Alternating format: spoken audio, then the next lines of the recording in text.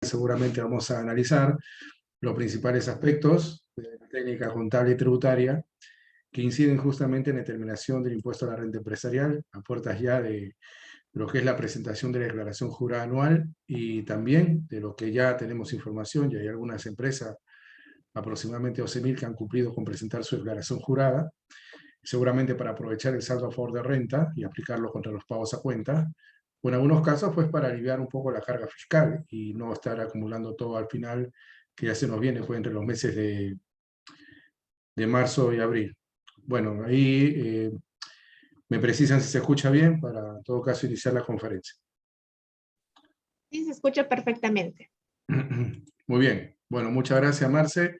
Muchas gracias a todos los participantes, a todo el equipo del Colegio de Contadores Públicos de Lima. Para mí siempre es un placer estar con ustedes compartiendo temas tributarios, temas contables que les permite a ustedes, ¿no?, disipar algunas dudas, algunas inquietudes que pueden surgir, ¿no?, en la determinación del impuesto, aunque yo sé que muchos de ustedes ya lo han determinado, ya de alguna otra forma los estados financieros, de balance, ya lo tienen listo y solamente es plasmarlo en la declaración, lo cual es un poco tedioso porque hay que llenar un formulario que en algunos gastos nos pide algunos detalles, ¿no?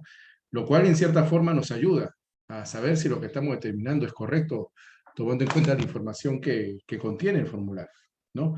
Pero también analizar en aquellos casos en los cuales solamente vamos a plasmar o trasladar información, sobre todo en el tema de los desembolsos que ha realizado la empresa durante el ejercicio, bueno, saber si tenemos la documentación sustentatoria mínima aprobatoria y lo más importante es si estamos deduciendo correctamente los gastos, atendiendo a lo que es la causalidad. Justo antes de iniciar la conferencia, pues estaba trabajando un artículo sobre el tema de la deducción de los gastos.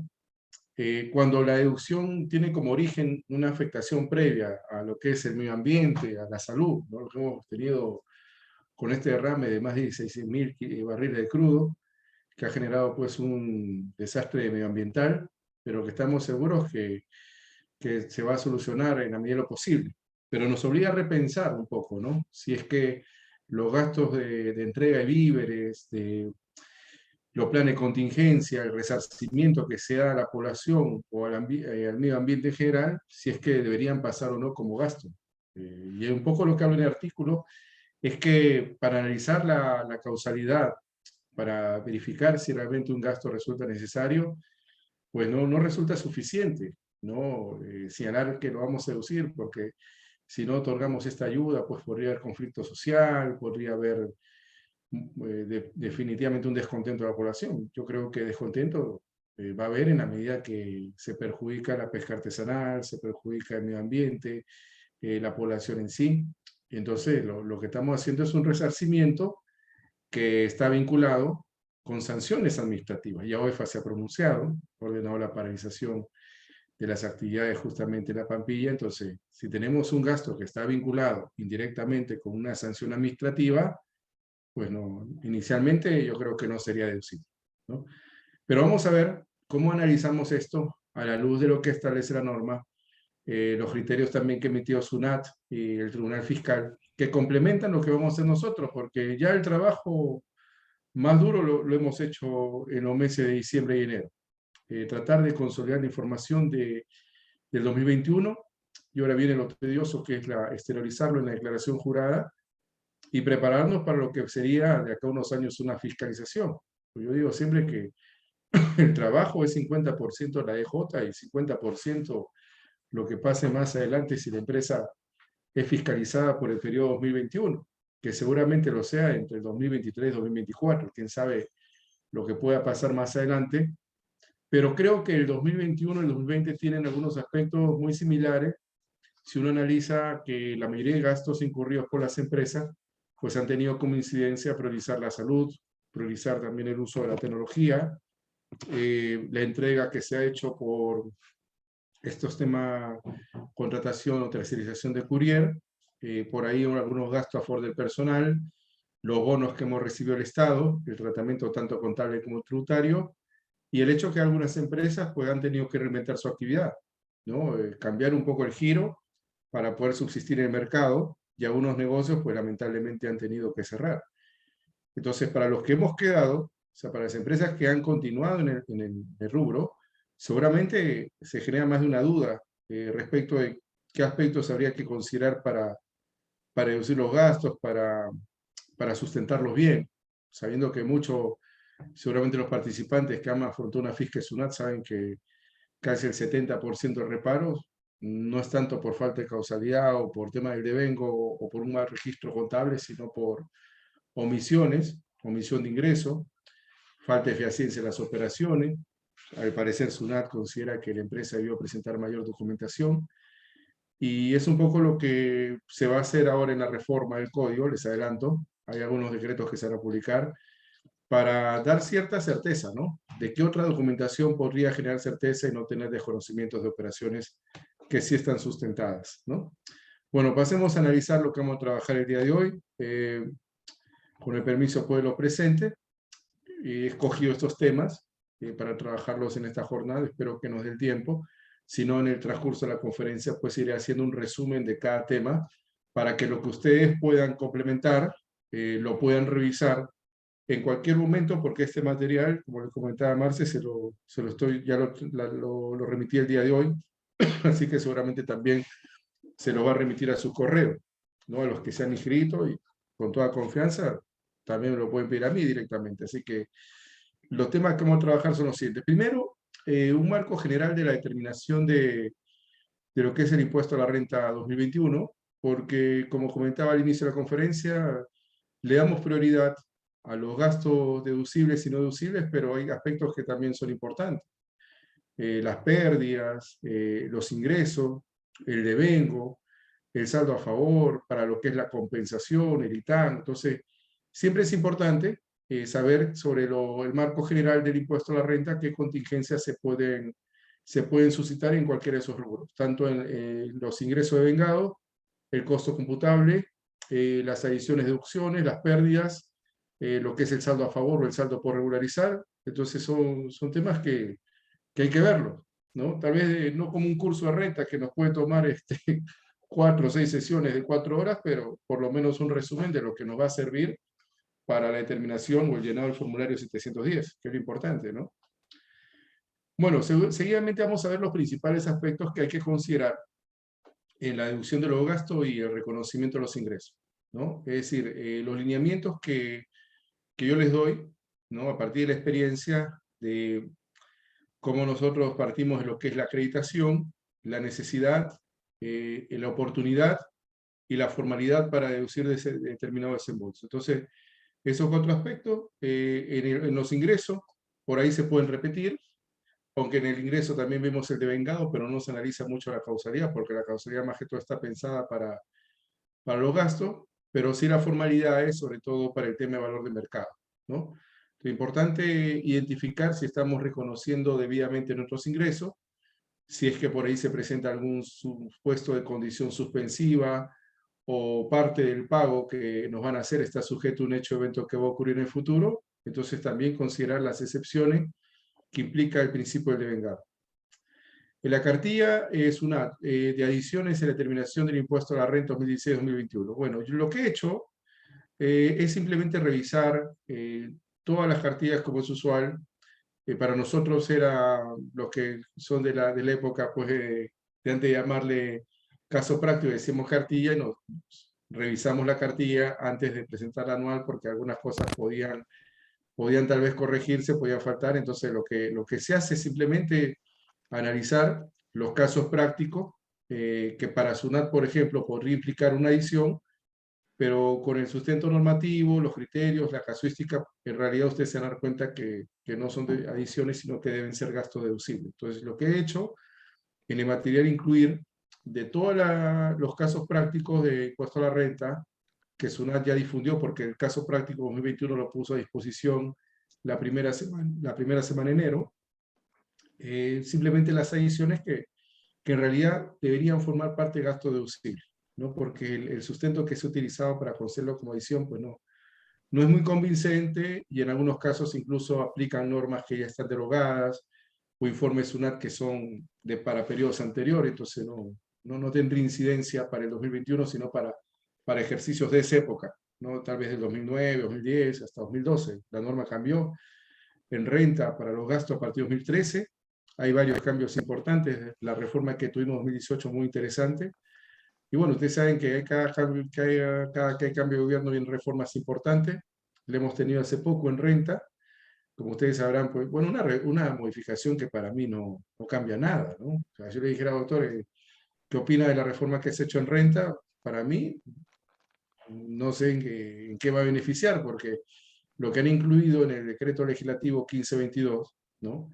Es que las empresas no pueden mandar a gasto o costo o gastos de operaciones, por ejemplo, con sujeto no domiciliado, aquellos gastos que estén vinculados con delitos tributarios, tales como el cohecho, que es el tema de corrupción de funcionarios en todas sus formas. Entonces yo me pregunto si era necesario incluirlo, porque queda claro que ninguna empresa manda gasto desembolsos que están asociados a actividades ilícitas, ¿no? Pues, me preguntaron esto, ¿en qué cambia el esquema en renta?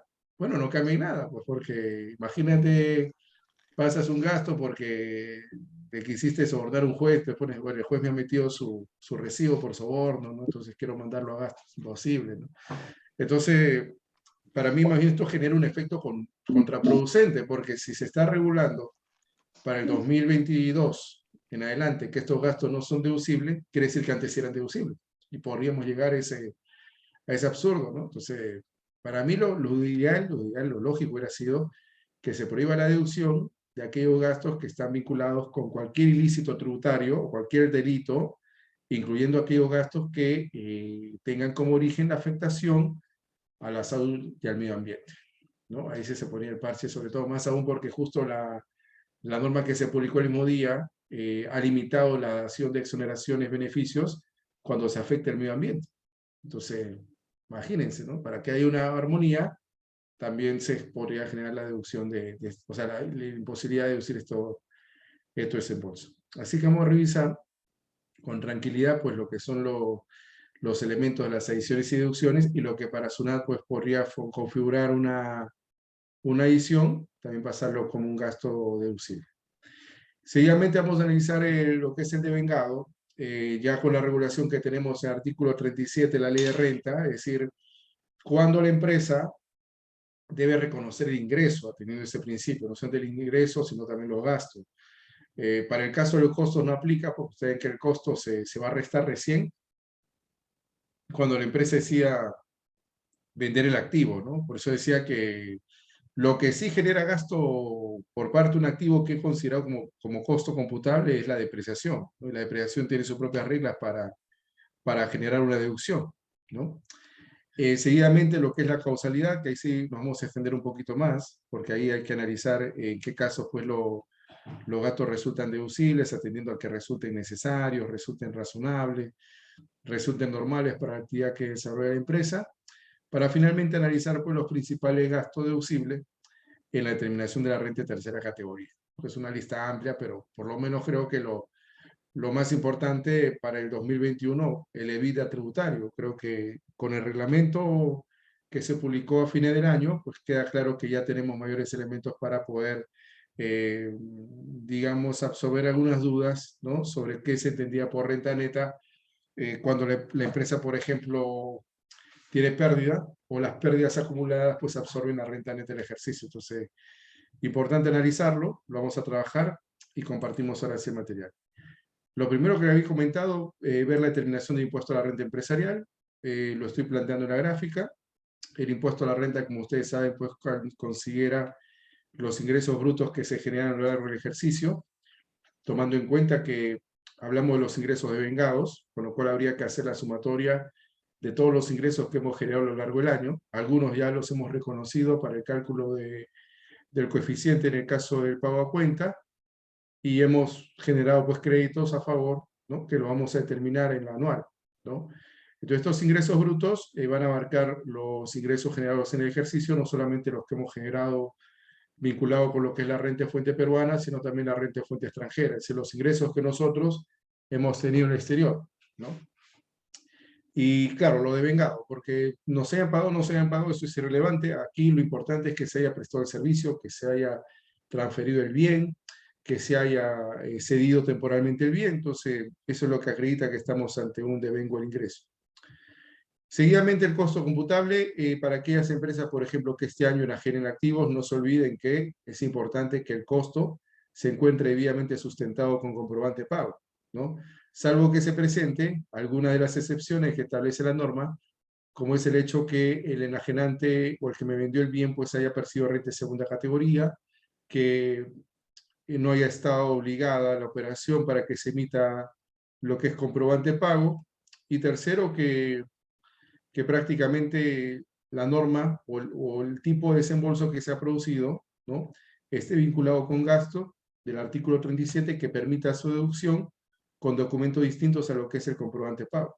Entonces también se establece pues esa opción, ¿no?, de que efectivamente se pueda generar como gasto deducible aquello desembolso sin necesidad que haya comprobante pago cuando la ley así lo permite. Podríamos hablar de la depreciación, que cuando la mandamos a resultados pues no tenemos que, para depreciar, emitir un comprobante, sino que el comprobante que respalda la compra del activo es lo que podría sustentar la fehaciencia de la adquisición, y la depreciación la vamos utilizando, o mejor dicho, vamos cumpliendo los requisitos que se establece para que la depreciación sea deducible como gasto, cuál es en este caso que no haya superado el máximo porcentaje de depreciación permitida por la norma, incluso aplicando la depreciación acelerada que establece este decreto 1488, que recuerden ustedes que se publicó en 2020, para incentivar de alguna otra forma la adquisición de activos de las empresas a partir del 2020 en adelante.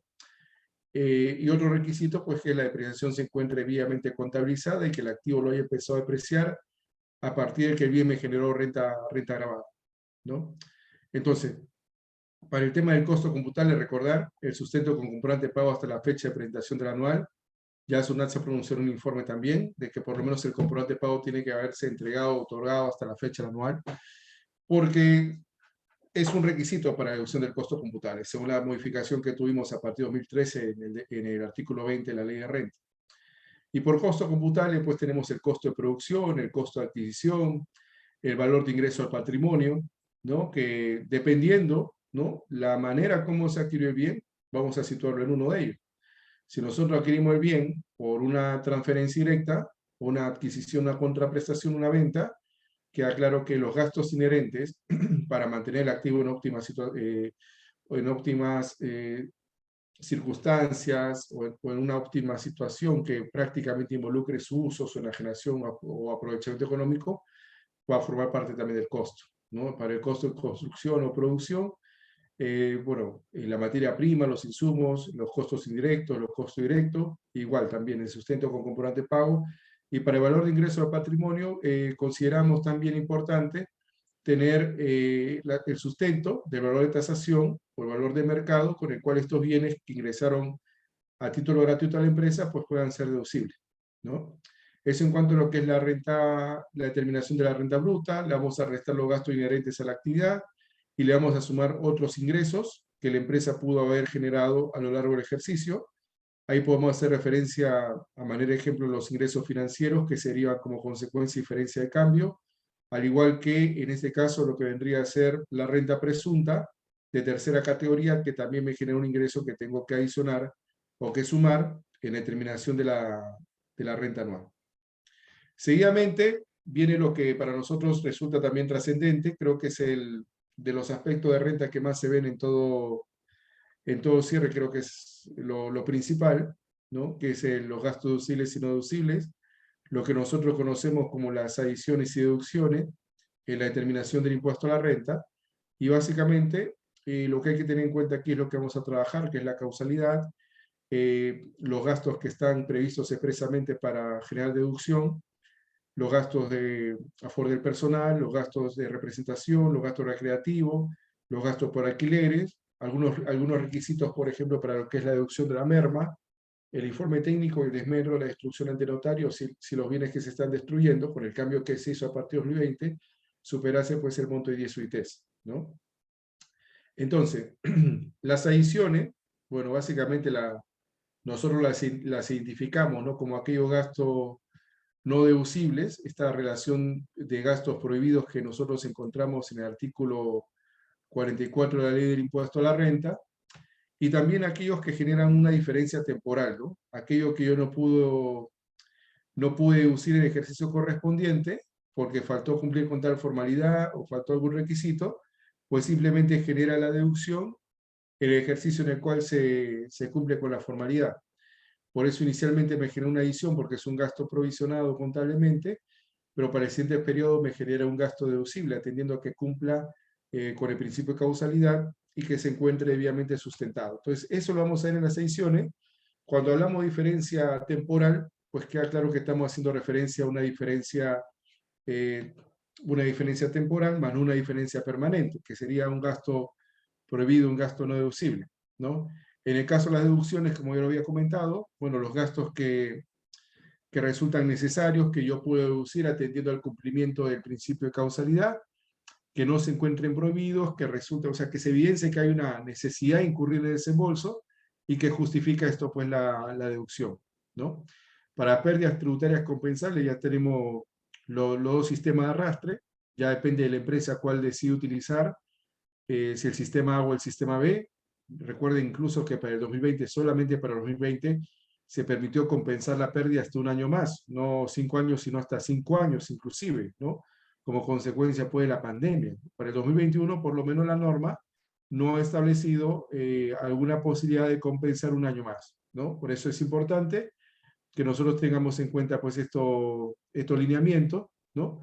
Si la empresa decide compensar bajo el método A, ya sabe que le quedan cuatro ejercicios para hacerlo, y si se anima por el B, solamente puede compensar hasta el 50% de la pérdida contra la renta neta imponible, ¿no? Pero como le digo, lo de la pérdida es una decisión ya de cada empresa, ¿no? Forma parte de lo que yo conozco como un planeamiento tributario, lo que conocemos nosotros como una economía de opción, que nos permite mandar a gasto, mandar a resultados, ¿no? De acuerdo al método de compensación de pérdida que la empresa haya decidido escoger. O sea que eso ya queda a libre criterio de las empresas. Seguidamente, la renta neta imponible, evidentemente si hay un resultado positivo, le vamos a aplicar lo que es el impuesto resultante. Perdón, me pasé una gráfica. Teniendo en cuenta pues lo que vendría a ser para nosotros, ¿no? La tasa impositiva para el régimen general 29.5%, y para el MIPE, como ya lo habíamos comentado, lo que vendría a ser el 10% sobre las primeras 15 UITs y sobre el exceso el 29.5%, ¿no? Sobre el impuesto resultante, pues recién vamos a poder aplicar los créditos contra el impuesto, que básicamente los más conocidos y los que hemos venido aplicando a lo largo de los años son el saldo a favor del impuesto a la renta, considerando lo que nos ha quedado como remanente del ejercicio anterior, seguidamente los pagos a cuenta, ¿no? Que son los que hemos efectuado como un adelanto o anticipo de un impuesto que recién se determinó al cierre del ejercicio, y también considerar en este caso lo que vendría a ser el ITAN que no pudo ser aplicado en su totalidad contra lo que vendría a ser la regularización del impuesto a la renta, y también la parte del ITAN que no pudo ser aplicada en su totalidad contra el pago de cuenta. Entonces, ese remanente que me queda ITAN es lo que yo voy a considerar como un crédito contra el impuesto a la renta anual, ¿no? Igual pasa con las retenciones que me han hecho de exterior, también forma parte de un crédito contra el impuesto a la renta. Seguidamente, si vemos que el saldo de lo pagado como anticipo, pago cuenta, saldo a favor o el ITAN resulta mayor a lo que prácticamente corresponde al impuesto resultante, pues nos va a quedar un saldo a favor. La recomendación que se da siempre a la empresa es que si queda un saldo a favor, automáticamente opte por la opción de compensarlo, ¿no? Porque optar por una devolución, si no estamos listos y aún hay cosas que corregir en la empresa, pues no es lo más recomendable, ¿no? Imagínense, usted va a pedir devolución de un saldo por 38.000 soles y al final encuentra omisiones por 20.000. Al final no le resultó tan beneficioso optar por la devolución, ¿no? Entonces, lo que yo siempre recomiendo, y seguramente muchos de ustedes lo hacen, porque esto es lógico, la compensación que mantiene intangible el capital, nos sale dinero de caja y nos permite compensar ese saldo a favor contra los pagos a cuenta hasta agotarlo, ¿no? Pero claro, ya no hay una posibilidad de decir contra qué pago a cuenta lo voy a compensar. Simplemente se compensa hasta que se agote contra el pago a cuenta que vence el mes siguiente, ¿no? Ahora, si nos saliera saldo por regularizar, mi recomendación siempre va a ser, no es que yo esté a favor del fisco necesariamente en esto, tenemos intereses similares, otros de alguna otra forma opuestos, pero yo recomiendo que paguen todo, si es posible, contado.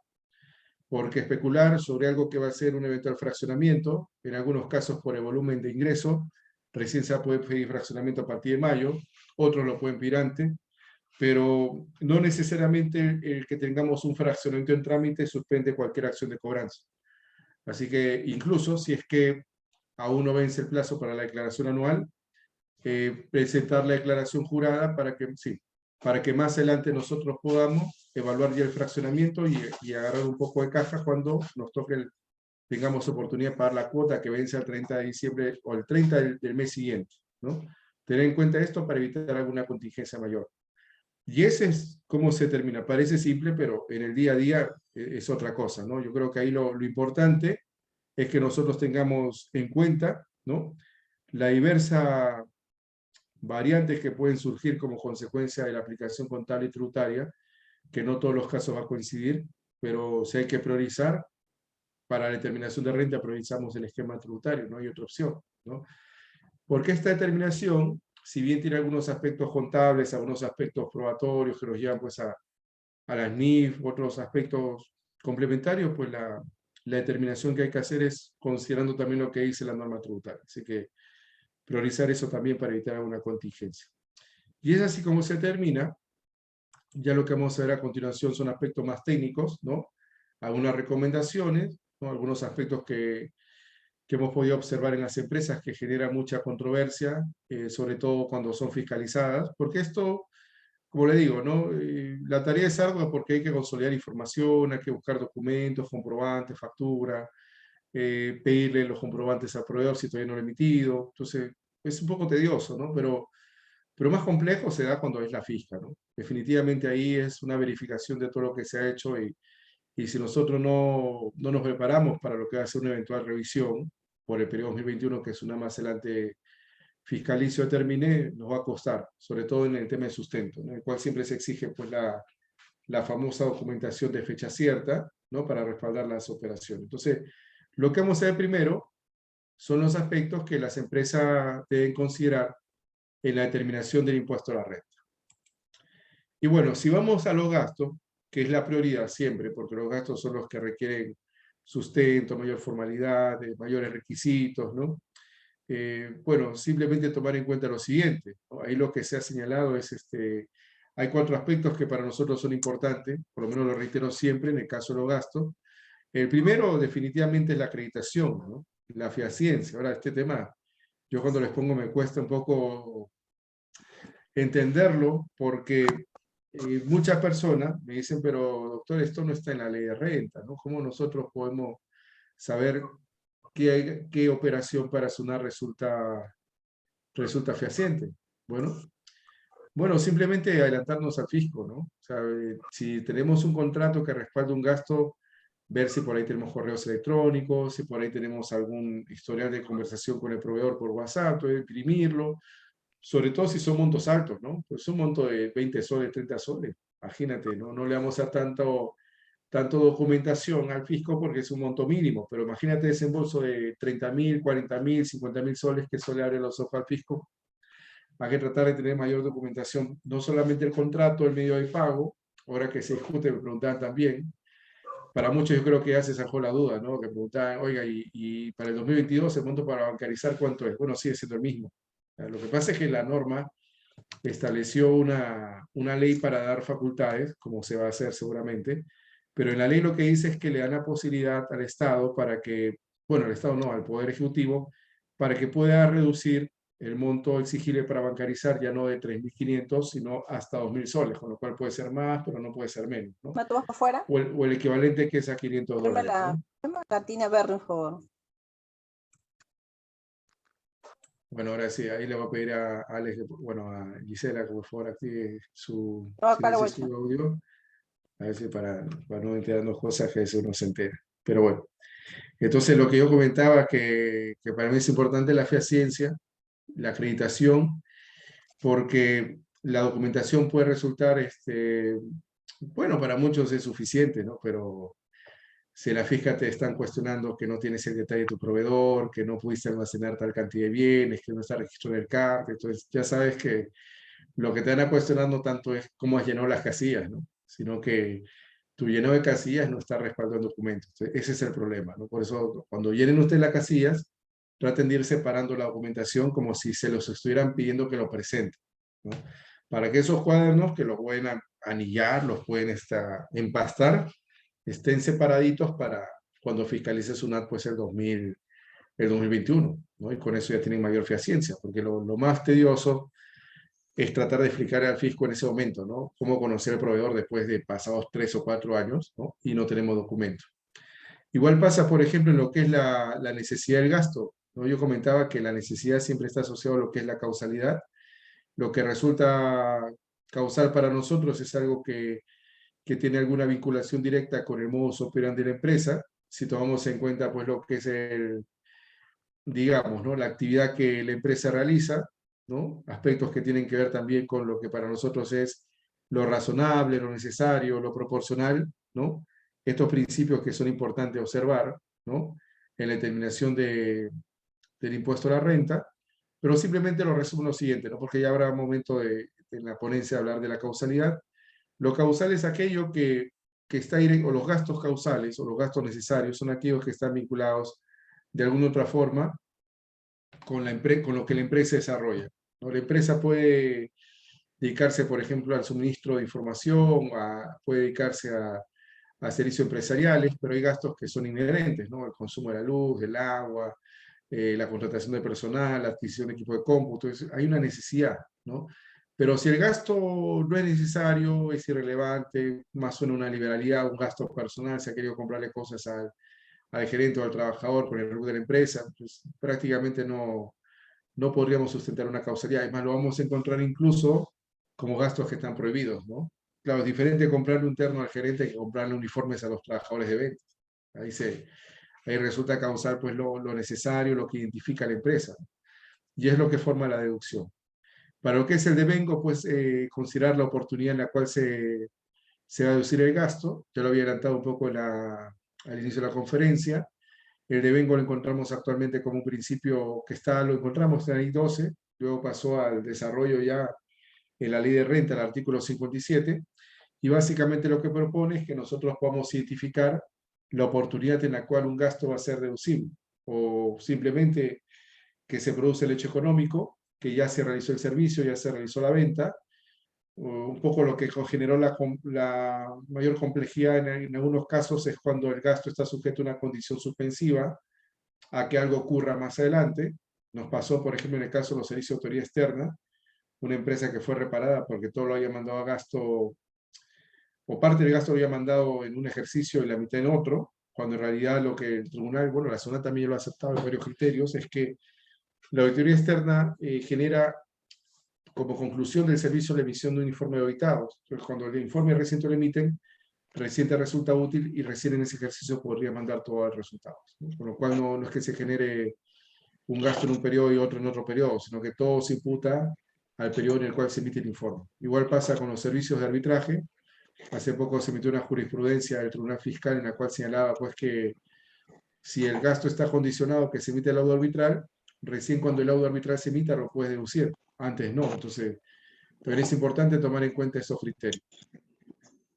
Para lo que es las formalidades o los requisitos para deducir los gastos, pues simplemente recordar que ahí lo importante o lo trascendente, ¿no? Es que prácticamente nosotros tratemos de deducir lo desembolso cumpliendo ciertos requisitos o formalidades que son las que establece, en este caso, pues la ley de renta y el reglamento, ¿no? El artículo 21, o sea, para la merma, informe técnico, para el esmero, la destrucción, para el arrendamiento de persona natural, el contrato legalizado, para la depreciación del registro contable, para los gastos a favor del personal que le genere renta de segunda, cuarta o quinta, la deducción está condicionada a que se pague hasta antes de la EJ. Entonces, cada gasto tiene una formalidad y vamos a ver que en algunos casos incluso tienen límites, ¿no? Como nos pasa con los gastos de representación, los gastos recreativos, ¿no? Los gastos por vehículo que tienen límites que las empresas pues tienen que cumplir.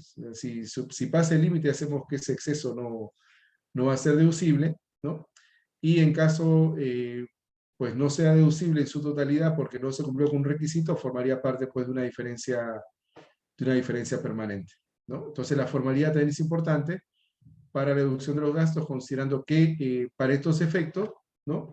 Si no se cumple la forma, simplemente el gasto no deducible. A veces se cuestionaba, no, oiga, pero tengo la documentación que acredita la fehaciencia, la necesidad, hasta la oportunidad para que el desembolso pueda ser deducible, pero no está bancarizado. Bueno, simplemente tienes que repararlo.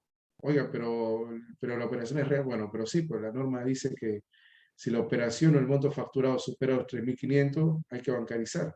Bueno, la ventaja que tenemos es que ahora el cheque no requiere tener la cláusula no negociable, pero la bancarización sería una formalidad más, en aquellos casos en los cuales corresponda. Por eso mi recomendación, al margen que tengamos una norma que va a modificarse seguramente antes del 28 de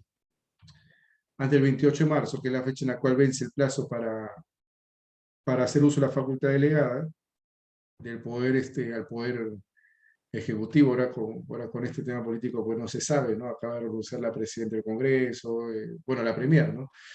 Bueno, cosas que pasan. Así que simplemente lo que hay que tomar en cuenta es que al día de hoy, ¿no? Las formalidades que habría que cumplir no han cambiado.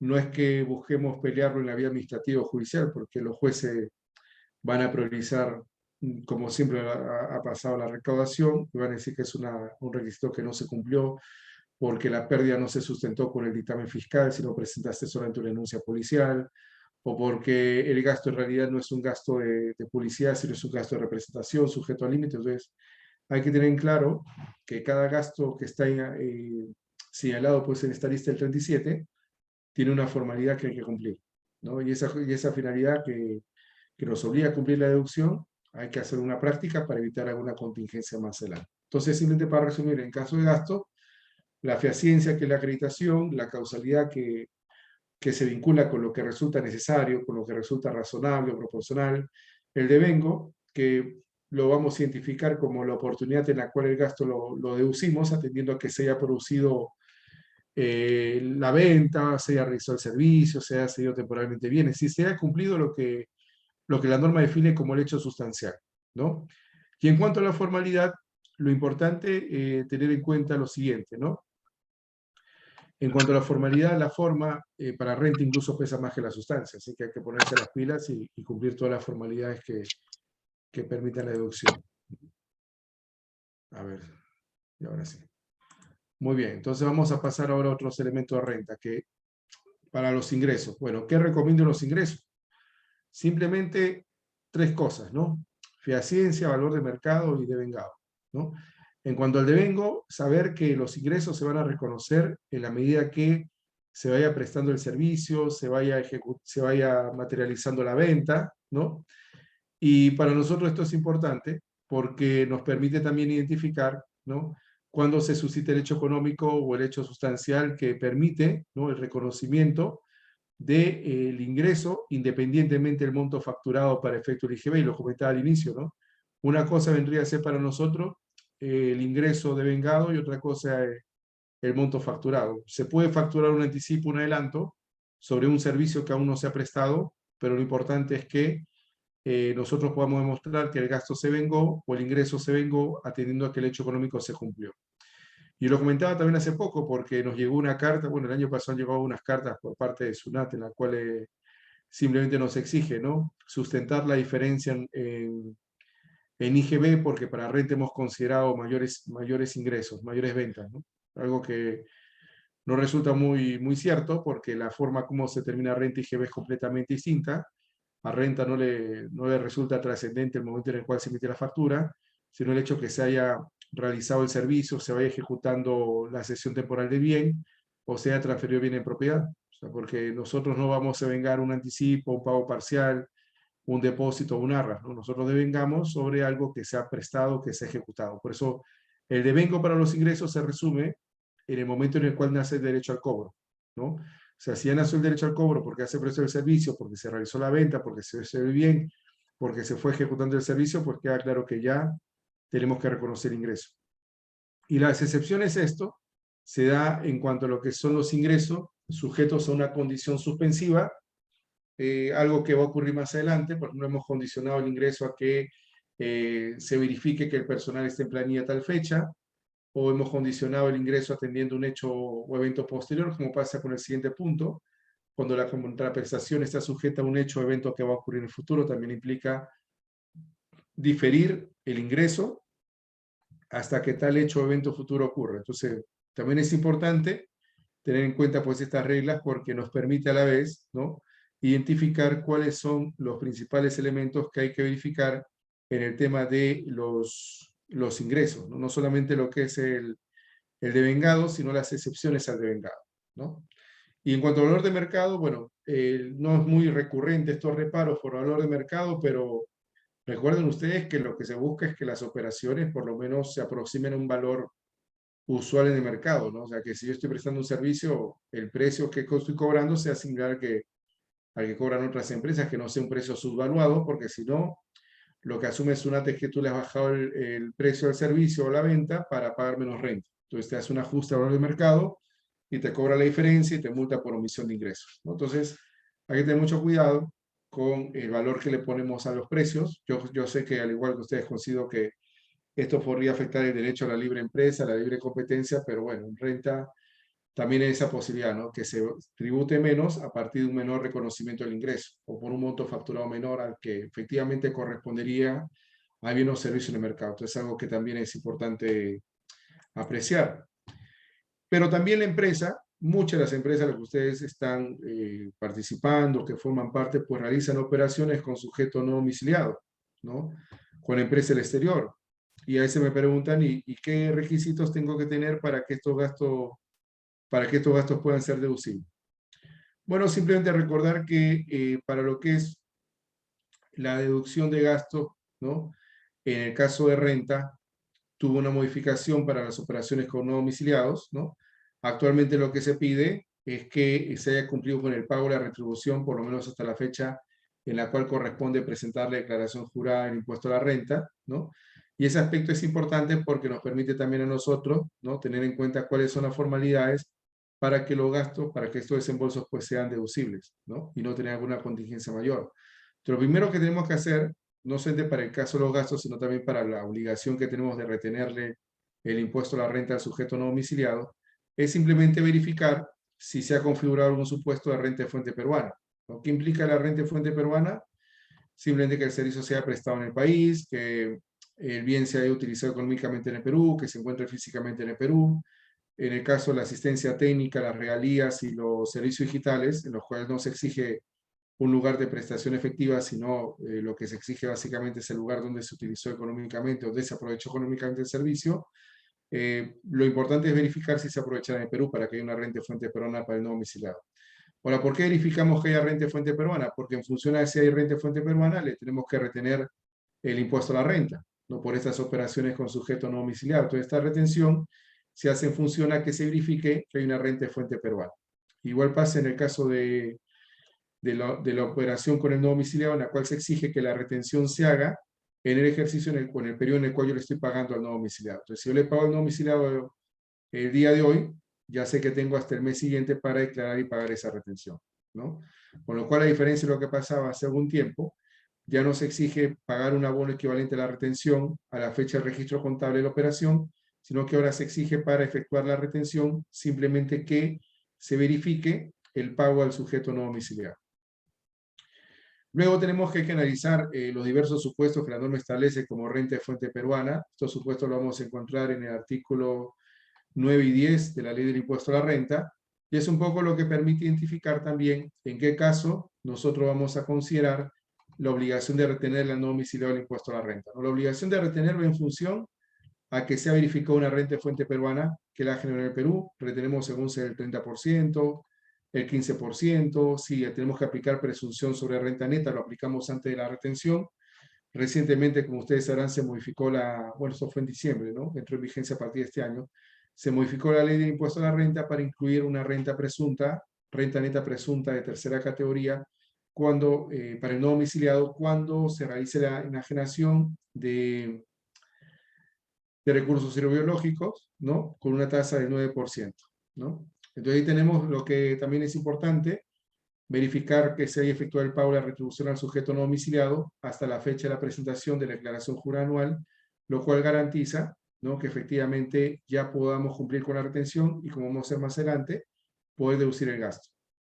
Contar con documentos que acrediten la fehaciente de la operación, ¿no? Que la operación efectivamente se ha realizado, que resulta fehaciente, ¿no? Que está evidentemente sustentada. O sea, por más que sea una operación con no domiciliado, por lo menos igual el sustento tiene que ser como si fuera una operación local. Tal vez la diferencia estaría en que no se nos va a exigir, por ejemplo, lo que para nosotros vendría a ser comprobante de pago, con los mismos requisitos y formalidades que tiene acá en la legislación nacional, pero por lo menos documentación que permita acreditar qué tipo de servicio es, quién es el proveedor, su identificación y aquello que sustenta pues, la deducción de estos desembolsos, ¿no? La fehaciencia que hemos comentado para los gastos en general también es una fehaciencia que hay que observar para las operaciones con los sujetos que están residiendo o residentes fuera, ¿no?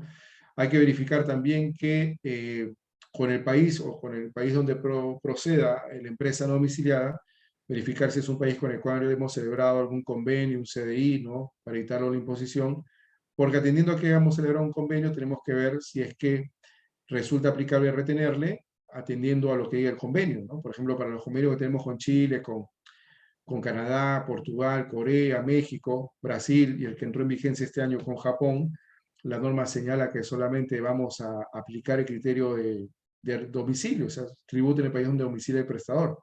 Por eso Perú no retiene, a menos que la empresa chilena o la empresa canadiense actúe en el Perú a través de un establecimiento permanente. Eso para efecto de identificar, ¿no? Lo que vendría a ser las operaciones con sujetos no domiciliados y el cumplir con la retención al momento del pago, pues esto es algo que se dio a partir de 2019, tuvimos una reforma, ¿no? En la cual se establece que la retención que le hagamos, o mejor dicho, que la deducción del gasto, ¿no? De estas operaciones con sujetos no domiciliados, se debe efectuar o debe efectuar el pago, la retribución, hasta la fecha en la cual yo debo cumplir con presentar mi declaración jurada anual del impuesto a la renta. Entonces, si yo no puedo presentar mi declaración jurada hasta por ejemplo, a mí me toca el 1 de abril, mi RUC termina en 5, si yo fuera empresa tengo hasta el mismo día para pagar al no domiciliado, para que pase como gasto, ¿no? Si lo pago después, ya pasaría como gasto el siguiente ejercicio. Es un poco lo que se genera también para la renta de segunda, cuarta y quinta, también en el caso de las operaciones con sujeto no domiciliado. Luego tenemos algunos aspectos más. Bueno, yo quería ver con ustedes, ya que hemos visto lo que es renta, deducción de gasto, ingreso y las operaciones con domiciliados, un poco revisar estas cartillas, ¿no? En las cuales SUNAT analiza si un gasto resulta deducible o si forma parte de una adición, ¿no? Para que ustedes identifiquen, ¿no? En los que he podido recoger y he podido agregar al material, cuáles en realidad sí son gastos deducibles y cuáles, bueno, formarían parte seguramente de una adición, ¿no? Vamos a verlo a continuación. Ahí tenemos sobre el caso práctico que pone SUNAT del impuesto a la renta 2016, ¿no? Ahí lo pueden visualizar ustedes, ¿no? Lo que vendría a ser los gastos de capacitación al personal. Para efecto de lo que SUNAT interpreta, nos pone un caso práctico en el cual nos dice lo siguiente, ¿no? Ahí tenemos los gastos de capacitación al personal, que para SUNAT sería una adición, una diferencia permanente seguramente en la determinación de la renta neta, en la cual nos pone el ejemplo, ¿no? Nos dice, por el ejercicio 2016, ¿no? Por el periodo 2016, ha contabilizado la empresa como gasto de capacitación el importe de 5.000 por concepto de un diplomado llevado por el gerente de una empresa. Al respecto nos dice que hay que indicar que de acuerdo a la estructura organizacional, la empresa cuenta con 3 gerentes y durante el ejercicio solo uno ha llevado el diplomado, ¿no? Base legal, un informe del año 2009, el 021, y la segunda disposición complementaria y final del decreto legislativo 1120, artículo 21, inciso K del reglamento. Sobre todo una extensión de norma que, como van a ver ustedes, no resulta aplicable. Bueno, comentarles un poco por qué SUNAT nos dice que esto es una adición. Bueno, como ustedes saben, no lo voy a explicar porque lo van a ustedes en el caso práctico, les recomiendo que lo descarguen, igual les doy la ruta, ponen SUNAT, caso práctico tercera categoría y les sale pues la cartilla, ¿no? Lo que yo llamo cartilla, como vimos antes, cuando determinamos el impuesto a la renta de tercera categoría. Bueno, simplemente, ¿qué dice el caso? El caso nos dice pues que hay una capacitación, ¿no? Un diplomado que llevó el gerente, pero nos dice que de acuerdo a la estructura de la empresa, la forma como está en funciones, en rangos, en jerarquías, pues hay 3 gerentes, ¿no? Y solamente uno ha sido capacitado. Si uno lo lee de manera literal, pues podría concluir que, bueno, la capacitación siempre es necesaria. Aparentemente es una capacitación que beneficia al gerente. No nos dicen en qué lo están capacitando, solamente que es un diplomado. Queda claro que los gastos de capacitación formarían parte, estarían dentro de los gastos educativos, que son deducibles, y hasta ahí no habría problema respecto a lo que es la causalidad.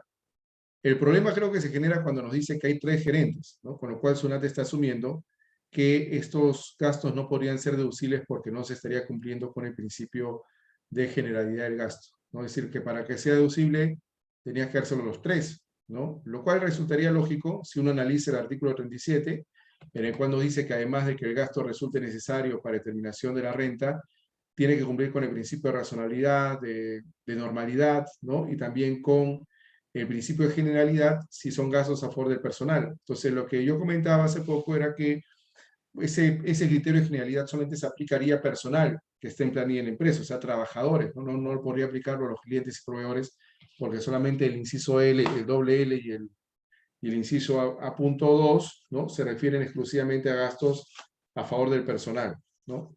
Entonces me decían, oye, ¿usted qué opina, autor, de este tema? ¿No? Cuando me pasó en este caso, dije, bueno, acá hay un error, y es un error grave, porque a partir del 2013, como ustedes bien saben, o si no lo sabían, se los explico brevemente, la ley de renta cambió y justamente modificó el tratamiento de los gastos de capacitación. Tal es así que antes, del 2013, teníamos nosotros un límite que era el 5% de los gastos, de la totalidad de los gastos, solamente el 5% podía ser deducible como gasto de capacitación.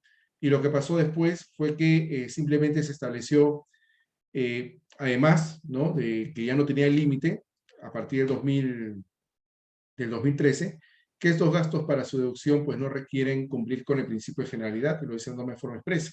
Entonces, al no requerir cumplir con el principio de generalidad, podría pagarse el diplomado un gerente a 2, a 3 o a 5, no hay ningún problema, o de repente a uno solo, porque aquí lo que se busca es que la capacitación tenga alguna vinculación con la actividad que el gerente desarrolla para la empresa. Tal es así que el año pasado, el 2021, SUNAT emitió un informe, bueno, algunas cosas podemos recoger, en la cual analizó la deducción de gastos de capacitación a favor del personal de una asociación sin fines de lucro, ¿no? O sea, si resulta un gasto normal, le preguntaba, ¿no? Dijo, sí, en la medida que la capacitación esté vinculada con la actividad que realiza el trabajador, pues no, sí podría ser un gasto que la empresa pueda considerar, ¿no?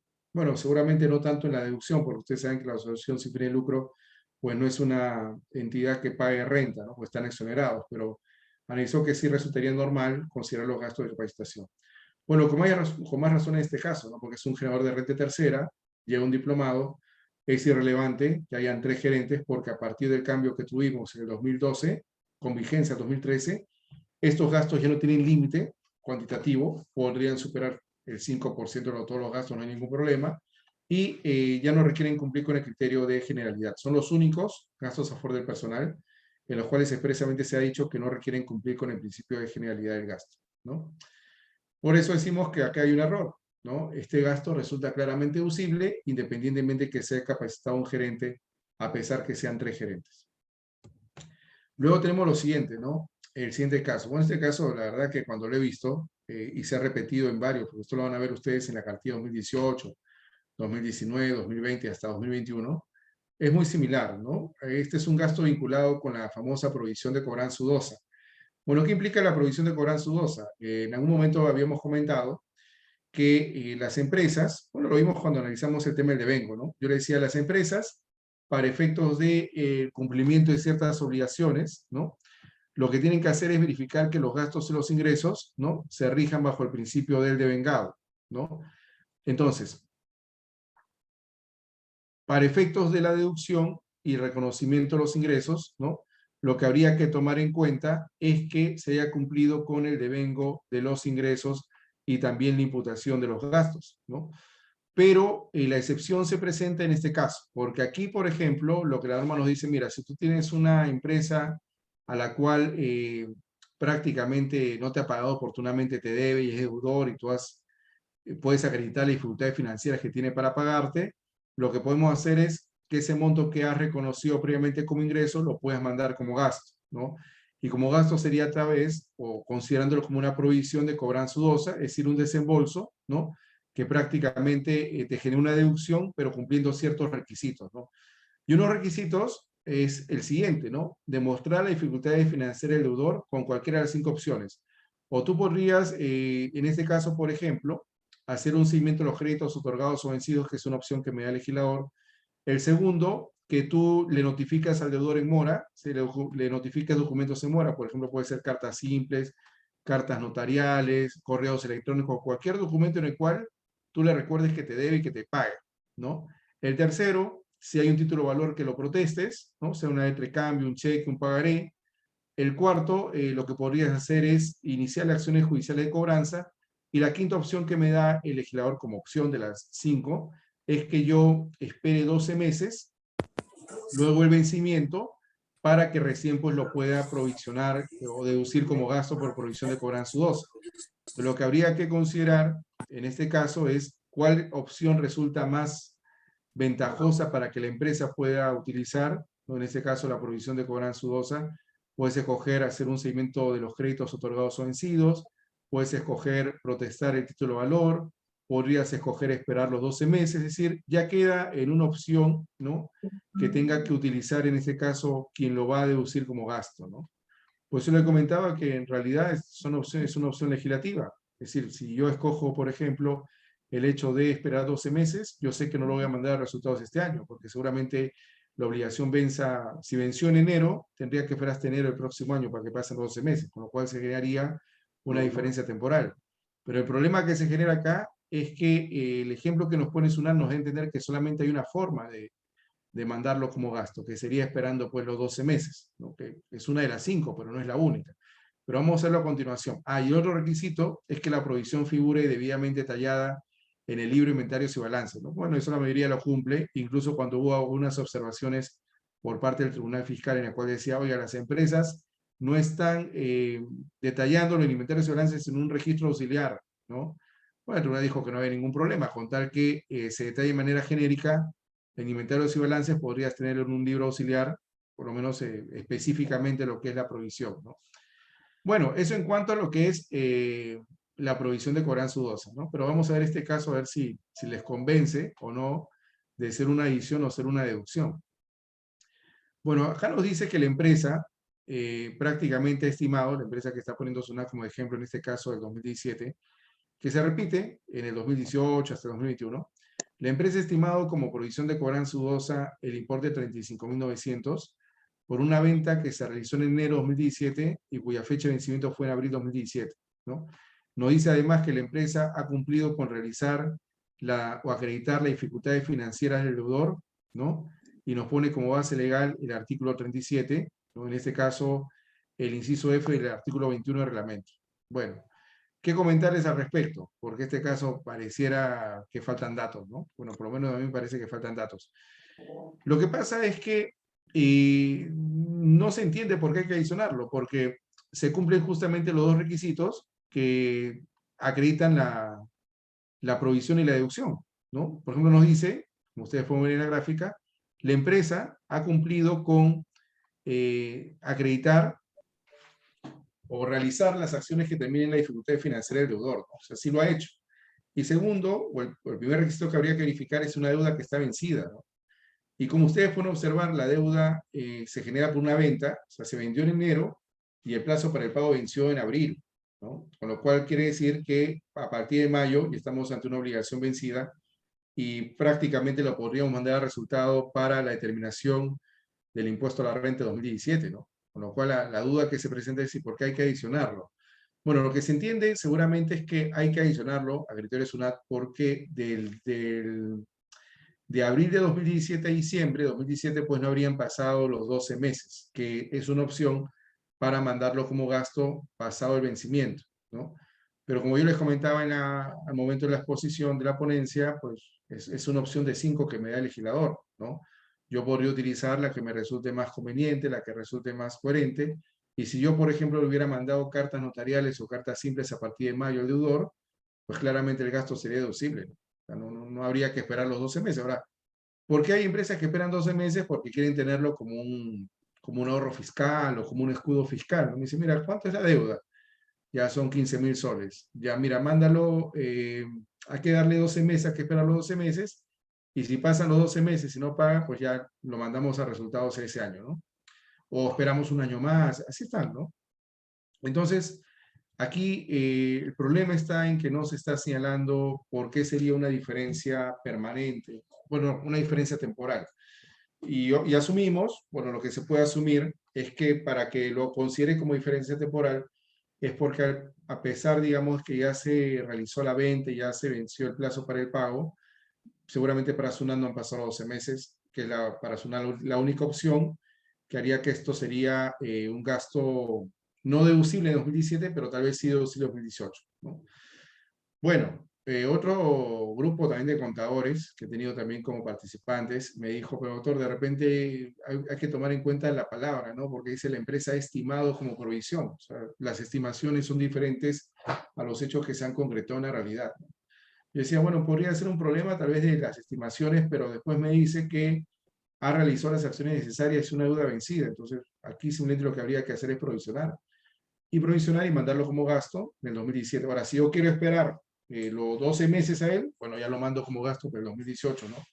Adiciono 2017 y deduzco 2018. Pero no es la única opción que me da la norma para mandar a resultados, pues, una provisión de cobranza 2, ¿no? Así que simplemente para, a mi criterio, o sea, lo que yo opino, el gasto sí podría deducirse en 2017, pero siempre y cuando se hayan utilizado cualquiera de las 4 opciones. Es decir, que se haya hecho un seguimiento de los créditos otorgados y vencidos. Segundo, que se haya notificado al deudor en mora. Y tercero, que se haya hecho un protesto de documentos. O cuarto, la cuarta opción que nos da, porque no es un orden correlativo, digo, no es un orden correlativo, sino es una opción que nos da el legislador, ¿no? La otra opción es simplemente que la empresa, ¿no?, escoja o verifique que han pasado 12 meses luego del vencimiento para pasarlo como gasto, mandarlo a resultados, ¿no? Por eso concluimos que el gasto sí resultaría deducible y no habría que esperar los 12 meses. Luego tenemos este tema. Por este tema seguramente a muchos les puede parecer muy peculiar, ¿no? Lo que hemos hecho nosotros en el mes de diciembre, lo que han hecho nuestras empresas en el mes de diciembre, es simplemente entregar canastas navideñas a favor del personal. Y en este caso, como ustedes pueden observar, se señala pues que ha otorgado canastas navideñas a los practicantes, ¿no? Y al personal que genera pues renta de cuarta categoría, ¿no? Bueno, comentarles que inicialmente este caso ya no se ha repetido en la cartilla o los casos prácticos del 2020 o 2021. O sea, ya no consideran los practicantes, los han sacado porque creo que era un error considerar la no deducción de canastas navideñas a los practicantes, ¿no? Pero ha mantenido la no deducción de gastos, por ejemplo, la administración respecto de los que generan servicios o los que prestan servicios independientes, es decir, los locadores de servicio, ¿no? Entonces, ante la pregunta que nos pueden hacer, oiga, ¿y por qué cambia el criterio? Porque para Sunat los gastos de agasajo al personal, que podrían ser gastos recreativos, solamente están dirigidos a favor del personal que está en planilla, más no a personal que está por recibos honorarios, ¿no? Bueno, vayamos al caso para entenderlo mejor. Nos dice la empresa, en el mes de diciembre ha contabilizado como gasto el importe de 6.600 por la entrega de canastas navideñas a practicantes de la empresa y a personal que presta servicios en relación de independientes, ¿no? Y nos pone como base legal para considerarlo como una adición, porque inclusive en este caso no lo considera como diferencia temporal, aquí se lo considera como una diferencia permanente, es decir, como una adición simplemente no deducible. Nos cita el inciso del artículo 44 que hace referencia a las liberalidades o donaciones a favor de entidades distintas a aquellos que son perceptores de renta perceptores de donaciones o entidades perceptores de donaciones. Y también me cita el inciso G del 24A que hace referencia a los dividendos presuntos, ¿no?, que son dividendos que se originan en gastos que las empresas no pueden deducir. Y nos dice también que estos gastos consideran un dividendo presunto, debiendo abonar el fisco el equivalente al 5% del importe que la empresa ha cancelado, ¿no?, para que lo adicione a la renta. Bueno, comentarles que en el caso de las canastas, más bien hay jurisprudencia que se ha señalado que las canastas navideñas, ¿no?, la entrega de canastas navideñas sí son deducibles para los practicantes porque no es una liberalidad pura, ¿no? Una liberalidad o una donación no deducible es aquella en la cual tú haces algo sin ninguna causa o ninguna razón aparente, ¿no?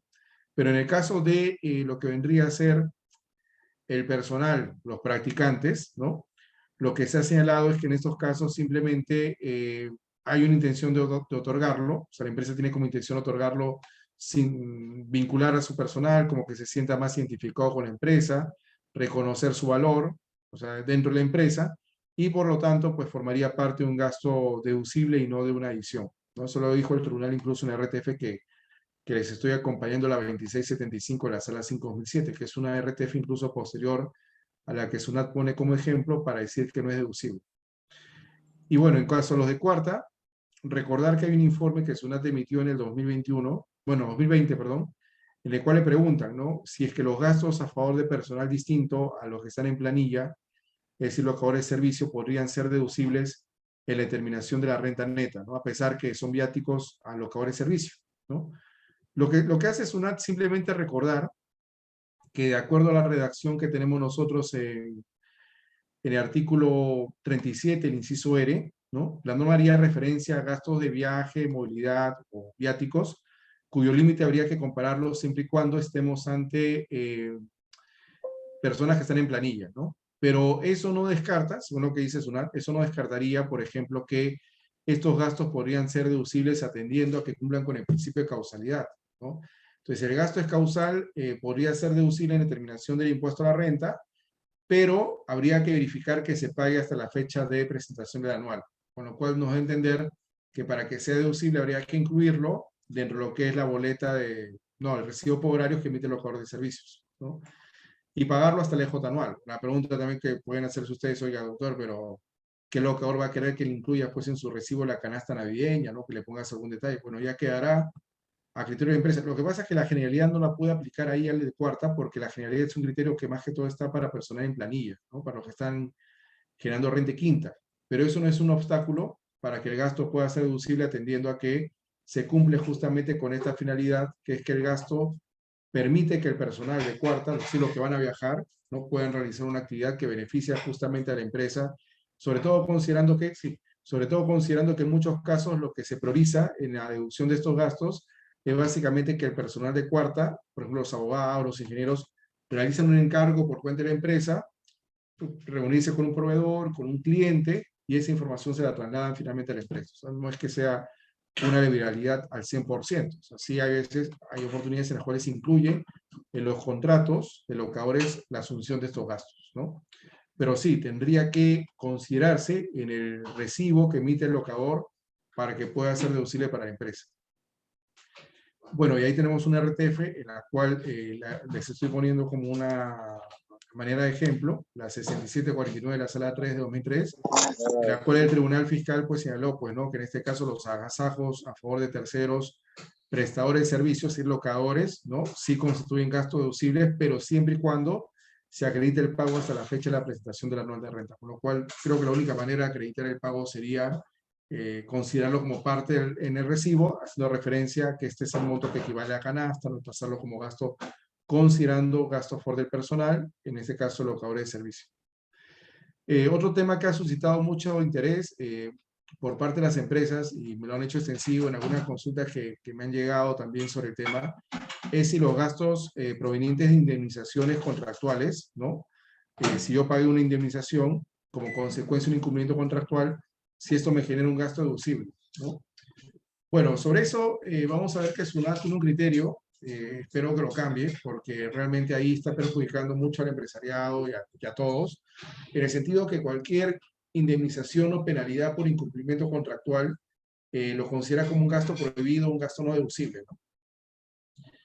Bueno, y es más, cuando considera que es gasto prohibido no cita el 44 o un inciso del 44, lo único que nos dice es que no sería deducible bajo el amparo de la tercera disposición final de la ley 27.356, que es la norma que finalmente se incluyó como último párrafo del artículo 27, que nos dice que además de la causalidad, los gastos para su deducción deben cumplir con la normalidad, con la proporcionalidad y la generalidad de los casos de gastos a favor del personal.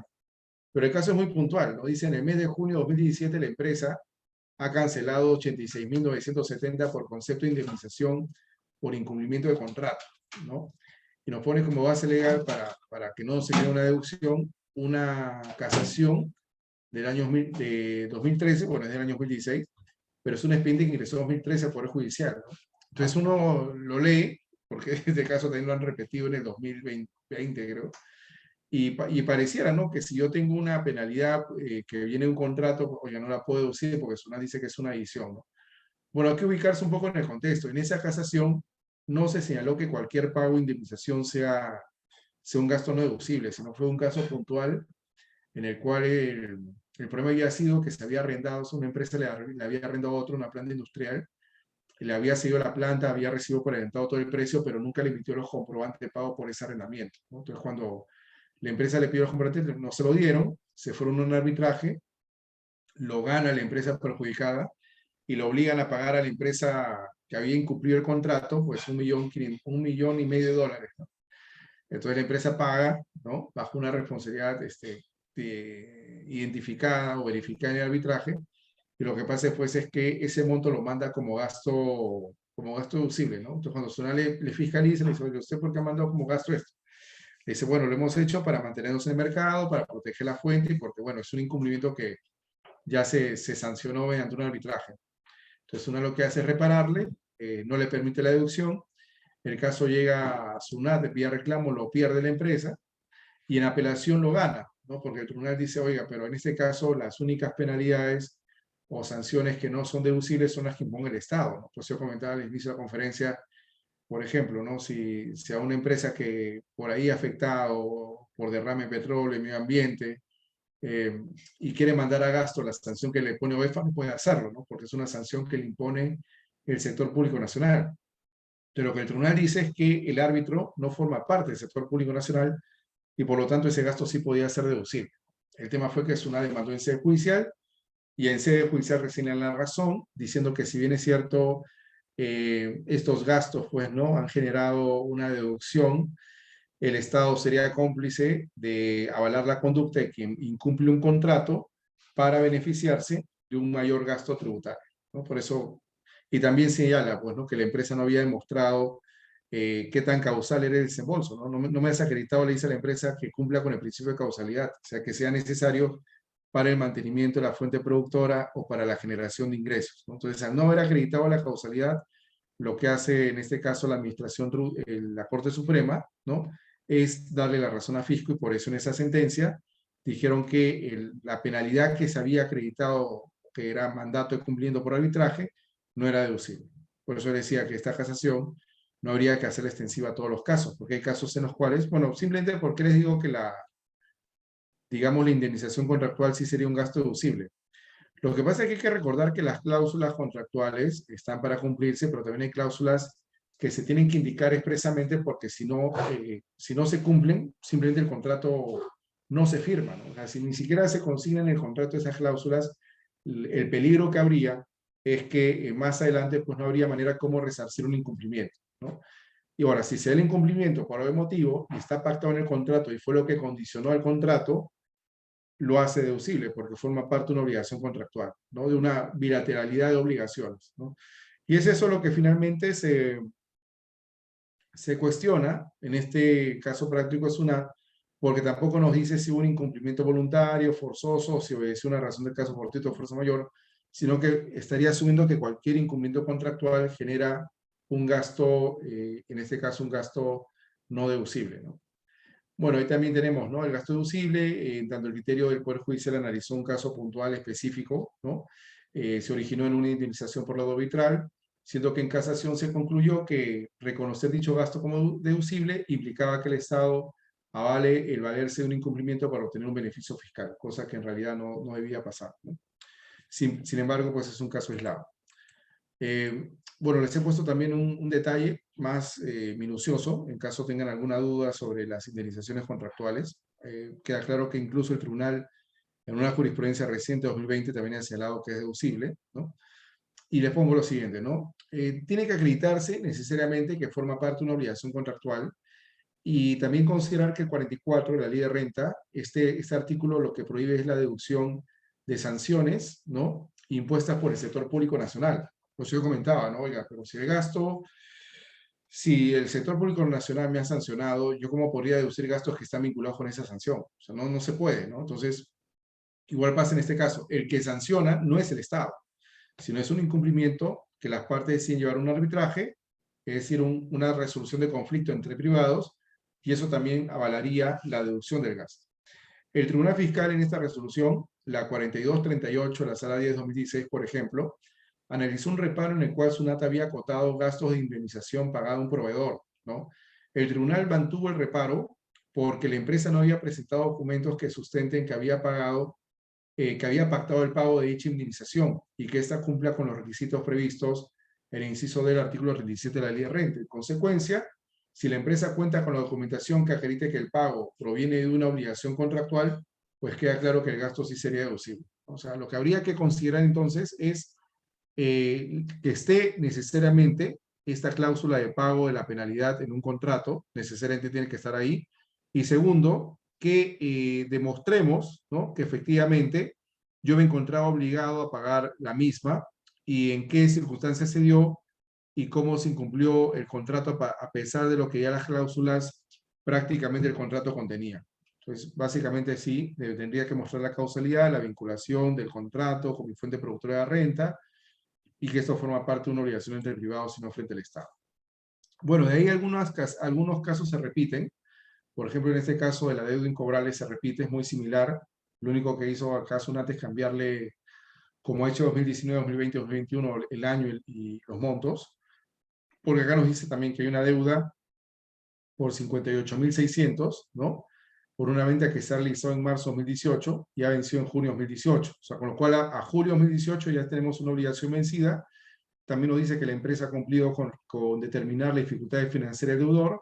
Nos pone como base legal, en este caso, el artículo 37, el inciso de la ley, y el inciso F del artículo 21 del reglamento. Y no obstante, considerando que SUNAT considera como no deducible, como ya lo habíamos visto en la gráfica anterior, tendríamos que señalar que sí podría deducirse, atendiendo a que no solamente, o sea, no es la única forma el hecho de esperar 12 meses, sino que también podría notificarle mora al deudor, protestar el título de valor o iniciar acciones judiciales de cobranza, ¿no?, o hacer un seguimiento de los créditos otorgados o vencidos, ¿no? Por eso este caso se repite. Y lo que llamó la atención fue este caso, no sé si ustedes lo han visto también para el 2021, seguramente lo van a encontrar. Lo que pasa es que en el mismo año nos dice que SUNAT, o sea, la empresa, al 31 de diciembre de 2018, determinó que ha provisionado en el mismo ejercicio deudas incobrables por importe de 59.740, ¿no? O sea, suma las 59.740 a la otra provisión de 58.600, ¿no? Y nos dice que hay una diferencia temporal. Bueno, tampoco nos dice por qué, y recordar que no hay un límite para efectuar la provisión. O sea, yo podría provisionar deudas por 100.000, por 50.000, por 200.000. Lo importante es acreditar que cumplo con las formalidades que la norma establece para su deducción. Es decir, cualquiera de las 5 opciones que les puse y que la provisión se encuentre debidamente detallada en el libro de inventarios y balances. No es lo que justifica que la provisión pase como gasto. Y en este caso también dice que hay una diferencia temporal. Bueno, no, como les digo, no se entiende por qué sería diferencia temporal, en tanto tampoco me pone la fecha en la cual corresponde a la deuda a la provisión, pero hay que asumir, ¿no?, que está considerando que es una diferencia temporal porque no se han cumplido pues, los 12 meses de la fecha de vencimiento. Ahí está, la empresa estimado, nuevamente, el caso se repite 2019, ¿no? La empresa estimó por 50.950, una venta que se realiza en abril y que vence en agosto. La empresa también nos dice que ha determinado la dificultad financiera del deudor, ¿no? La base legal del artículo 37, el inciso I y la provisión, ¿no? La diferencia temporal. Nuevamente se repite, además tiene otra provisión por 55.120, nos dice que hay una diferencia temporal, tampoco nos dice por qué es, ¿no? Por eso la idea de estos casos son claramente deducciones, pero por falta de sustento no podríamos considerarlo de frente como una adición. En el caso de las canastas, miren cómo cambia el caso, ¿ah? Ya no hace referencia como en la cartilla o el caso práctico de 2018, a lo que vendría a ser practicante ya los excluye, pero mantiene en cuanto a lo que es, en este caso, entrega de canastas navideñas y panetones a personal sujeto bajo una relación de servicios independientes, ¿no? Nos dice que en el mes de diciembre la empresa ha contabilizado como gasto el importe de 5.100 por la entrega que se ha hecho de canastas navideñas y personal y panetones al personal que presta servicios, ¿no?, en relación de independientes. Diferencia permanente. Bueno, ahí sí nos dice que no es temporal porque asume que esta entrega de panetones y canastas pues formaría parte de una liberalidad, aunque se basa en la norma que establece las liberalidades y la RTF 1115, la sala 1/2005. Pero la forma como podríamos mandarlo a resultados como gasto sería incluirlo como pago al locador o que forme parte de una obligación contractual en el contrato en el cual hemos celebrado con él, decir, bueno, que para fin de año pues estimo otorgar una canasta, la cual será considerada como parte de la retribución, para la cual se emitirá el recibo por horario, si es que queremos pasarlo como gasto, ¿no? Pero si no hay ninguna razón aparente, ¿no? Para otorgárselo, pues SUNAT estaría considerando que es un acto de mera liberalidad. Por lo menos en el caso de los practicantes, ya ha asumido que sí es gasto, porque ya no lo señala, ¿no? El caso se repite en 2020, ¿no? La provisión de deuda incobrable, nuevamente la venta se realiza en abril, vence en agosto, diferencia temporal, con lo cual lo que SUNAT me pide es que lo mande como gasto recién para el 2021, ¿no? O sea, ese es un caso práctico de 2020. Le digo, es opcional, ¿no? No tengo por qué esperar los 12 meses, puedo deducirlo como gasto 2020, la norma me ampara y justamente la misma base legal que me citan ellos, ¿no? Por eso en realidad esto formaría parte, si no quiero esperar 12 meses posteriores al vencimiento, esto forma parte claramente de un gasto deducible. Entrega de canastas navideñas y panetones, nuevamente a los locadores, la misma RTF 2005, está recontra desfasada hace 15 años, y aparte me pide que reconozca el pago del dividendo presunto del 5% del importe del gasto, con lo cual sería 5.700 de gasto no deducible y 285 de dividendo. Por la deuda incobrable también, ¿no? Mira lo que dice, la empresa considera que una deuda que prácticamente es la venta se realizó en abril, venció en agosto y nuevamente tengo que conocerlo como diferencia temporal, ¿no? Ya les he explicado por qué no sería diferencia temporal si es que no decido esperar, en este caso los 12 meses.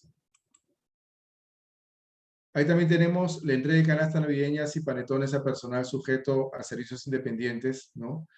Nuevamente el mismo caso, se mantiene. Y yo creo que acá había que actualizar el caso en sí, ¿no? Porque en realidad poner algo tan reiterado bajo una resolución que ya ha trascendido en el tiempo, pues no sería lo más, o sea, generaría más bien confusión, ¿no?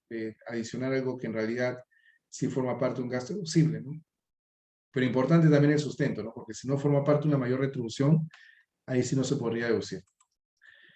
Y lo que vamos a ver ahora, rápidamente, luego de haber analizado pues los que a mi criterio que he querido compartir con ustedes, pues simplemente son deducciones y no adiciones, o en todo caso podrían ser adiciones, pero bueno, que se sustente mejor, ¿no? O sea, que sería por qué, o faltan datos, o simplemente pues no se contabilizó la operación para la depreciación, o sea, algo que podría justificar por qué no es un gasto deducible, por qué diferirlo un periodo si lo puedo deducir antes, ¿no? Lo que vamos a hacer a continuación es el principio del devengado y las excepciones que se han previsto, en este caso, en la legislación del impuesto a la renta. Para eso tenemos que ir a la definición. Lo que pasa es que este artículo sufrió una modificación a partir del año 2019, vigente a partir de 2019, en el cual ya se incluye lo que nosotros conocemos como el principio del devengado, ¿no? Entonces, la norma lo que nos dice es que el ejercicio comercial y el ejercicio gravable tienen que coincidir en todos los casos, ¿no? Sin excepción. Las rentas se van a imputar entonces al ejercicio gravable de acuerdo a las siguientes normas, ¿no? La renta tercera, en ejercicio que se devenguen, y ahí empieza a explicar la norma lo que es el devengo. Dice que los ingresos hay que recordar que se vengan cuando se han producido los hechos sustanciales para su generación, siempre que el derecho a obtenerlos pues no esté sujeto a alguna condición suspensiva, ¿no? Una condición que estanque un poco la deducción o el reconocimiento del ingreso, independientemente de la oportunidad en la cual se cobre y aun cuando no se han fijado los términos precisos para el pago. Claro, porque ¿para qué rentas es importante cuánto se cobra? Bueno, para renta de segunda, cuarta o quinta, que son las que se rigen bajo el principio de lo devengado, pero para primera y tercera que se rigen, perdón, segunda, cuarta y quinta se rigen bajo el percibido, pero para primera y tercera que se rigen bajo el devengado, pues no va a ser relevante, ¿no? El momento del pago, ni mucho menos si ya se fijaron los términos precisos para el pago, ¿no? Ahora, también nos permite diferir los ingresos cuando la contraprestación o parte del pago que involucra la contraprestación se fija en función de un hecho o evento que va a ocurrir en el futuro. ¿No? Vamos a ver algunos ejemplitos. Un ejemplo que pone Sunat es el caso de un arrendamiento, ¿no? En el cual parte del pago se ha condicionado a que se realicen las ventas en el local comercial, ¿no? Entonces, cuando se realiza la venta en el local comercial, ya se reconoce el devengo del ingreso por ese monto que recién se está determinando. El 31 nos va a ayudar bastante porque el 31 el reglamento lo que estableció fue en qué casos estamos ante un hecho o evento futuro, ¿no? En qué caso estamos ante un hecho o evento que va a ocurrir en el futuro. Y esto fue para complementar lo que dispone ya el artículo 57 de la ley del impuesto a la renta, ¿no? Por eso no dice, para lo que es el 57 respecto al devengado, así como las rentas y gasto tercera, entendemos por un hecho o evento que se va a producir en el futuro cuando estamos ante un hecho o evento posterior, nuevo, distinto, del hecho sustancial, ¿no?, que genere el derecho a obtener el ingreso o la obligación para pagar el gasto, ¿no? Entonces, prácticamente acá lo que se va a analizar, ¿no?, es que este hecho o evento es un hecho posterior, nuevo y distinto. Podría ser que condicione el pago al volumen de ventas, unidades producidas o unidades vendidas, ¿no?, que es un hecho distinto al arrendamiento, a la venta o a la cesión. Entonces, aquí lo que se busca es diferir el ingreso solamente en los casos en los cuales se acredite que está condicionado a que pase algo, o simplemente cuando parte el pago o el pago total esté condicionado a un hecho que va a ocurrir en el futuro. Por eso nos dice, ¿no? En consecuencia, se considera que la contraprestación se fija en función de un hecho o evento que va a producirse en el futuro, cuando aquella se determine, entre otros, ¿no?, en función a las ventas producidas, las unidades o las utilidades obtenidas. Pues si yo, por ejemplo, condiciono el pago a la venta posterior, a la utilidad posterior, a la cosecha o la utilidad que se obtenga, pues prácticamente estoy ante la posibilidad de diferir ingreso hasta que dicho evento futuro ocurra, ¿no? Y también la norma señala en qué caso no estaríamos ante un hecho o evento futuro, ¿no? Ahí lo señala. No ocurre lo mencionado en el primer párrafo, entre otros cuando el importe de la contraprestación está supeditado a una verificación de calidad, características, contenido, peso, volumen del bien vendido que implica un ajuste posterior, un ajuste que se haga al precio, ¿no? Entonces, si yo, por ejemplo, verifico, oiga, ya vendí el bien, ¿no? Pero al momento que lo entregan, oiga, pero no es la misma cantidad que yo pedí, ¿no? Entonces, ¿qué va a pasar en ese momento? Se ajusta el precio, se emitieron una nota de débito o una nota de crédito, pero ya el ingreso se vengó en el mes que tú se lo vendiste, ¿no? Pues dicen, no va a ocurrir, es decir, no vamos a diferir el ingreso cuando el importe del pago, el monto que me van a pagar, está sujeto a verificar la calidad, las características o el contenido, el peso, volumen, que implique un ajuste que se puede hacer con la emisión de una nota de crédito o una nota de débito. Eso ya será simplemente un ajuste al precio, pero cuando te dice que está sujeto a un hecho o evento futuro, es cuando el hecho o evento futuro es algo distinto a lo que se ha producido como servicio, como venta, como cesión temporal, ¿no? Es un hecho nuevo, posterior, distinto a lo que prácticamente ya reconocimos como ingreso de venganza. Y sobre ello, la Administración Tributaria emitió algunos informes, ¿no? El primero de ellos es este informe, el 010 de 2019, ¿no? Es más, este es el primer informe que emitió a partir de la entrada en vigencia del artículo 57 de la Ley de Renta, ¿no? Acá se plantea el supuesto de la venta de minerales o concentrado de mineral que se realice en enero de 2019, ¿no? Vamos a considerar el caso, ¿no?, para ver si estamos de acuerdo o no. Ahí está, acá lo tengo. Ya.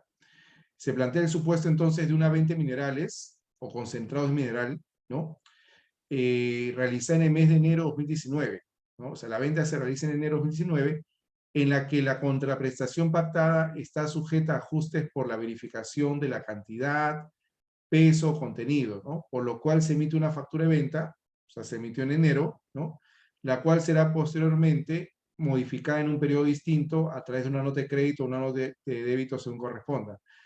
Bueno, algo que ya encaje en lo que habíamos comentado, ¿no? Si es una, digamos, si en este caso es un hecho evento futuro o simplemente es un ajuste al precio. Y queda claro que es un ajuste al precio, porque el precio está determinado, ya la venta se efectuó y simplemente se ha condicionado la parte del pago al momento en el cual se verifique la calidad, peso, contenido, ¿no? Al respecto se consulta, en este caso, ¿no?, si dicha verificación es considerada como un hecho o evento futuro, ¿no?, que permitiría diferir los ingresos obtenidos por tal venta. Bueno, simplemente recordar que ya como habíamos visto en la gráfica anterior, pues el artículo 31, si no me equivoco, vamos a regresar. El artículo 31 es el que estableció, ¿no?, cuando estamos ante un hecho o evento futuro, y señaló que no es un hecho o evento futuro cuando, por ejemplo, se tenga que hacer un ajuste al precio. Por eso la conclusión en la cual ya es la siguiente. Si yo tengo la venta de minerales o concentrado mineral que se realiza en el mes de enero de 2019, en el que la contraprestación pactada, el pago, ¿no?, está sujeto a ajustes por verificación de la calidad, el peso, contenido, ¿no?, lo cual genera que posteriormente se emite una nota de crédito o débito, dicha verificación que sea en un momento posterior, pues no constituye un hecho o evento futuro, ¿no?, que permita o que justifique pues que se difiera los ingresos hasta que aquella se acredite. Ahora, ¿por qué no es un hecho o evento futuro? Porque aquí la verificación del peso o calidad no es distinta a la venta, o sea, es parte de la venta, ¿no? Por eso yo reconozco un ingreso al momento en cual lo vendí, porque me dice que lo vendí en enero, pongamos por 300.000 soles por venta de concentrado mineral. Cuando se hace el pesaje posterior, al momento del pago, se llega a la conclusión que pesa menos. Entonces voy a emitir una nota de débito, nota de crédito para bajar o sincerar el precio. Pero el ingreso de vengado ya se dio en enero, por más que la verificación sea en marzo, ¿no? Es un poco lo que establece este informe. El hecho de evento futuro no puede ser la verificación de calidad, peso, contenido, que implique un ajuste posterior al precio ya pactado. Y luego tenemos este informe, ¿no? Este informe nos va a ayudar en aquellos casos en los cuales, por ejemplo, ustedes hayan establecido en el lapso del 2021, ¿no?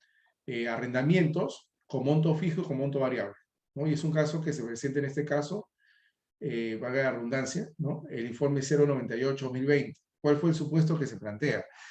Tenemos un arrendamiento de local comercial en el cual se pacta que una parte del pago va a ser una renta mínima fija, ¿no?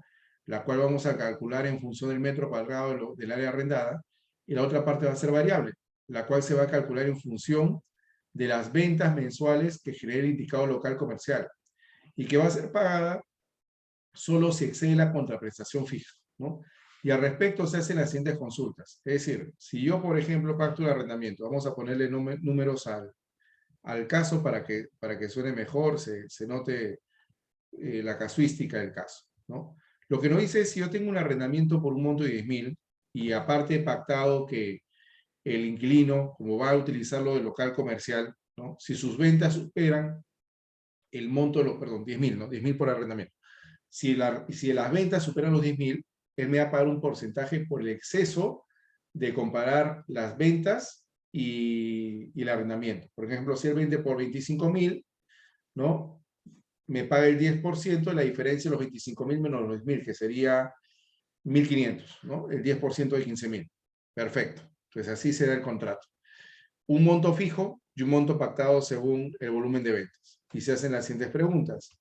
La primera pregunta, si las ventas netas mensuales, ¿no? Nos preguntan si las ventas netas mensuales constituye el hecho sustancial para el devengo de los ingresos generados por la contraprestación variable o constituir un hecho de evento futuro, ¿no?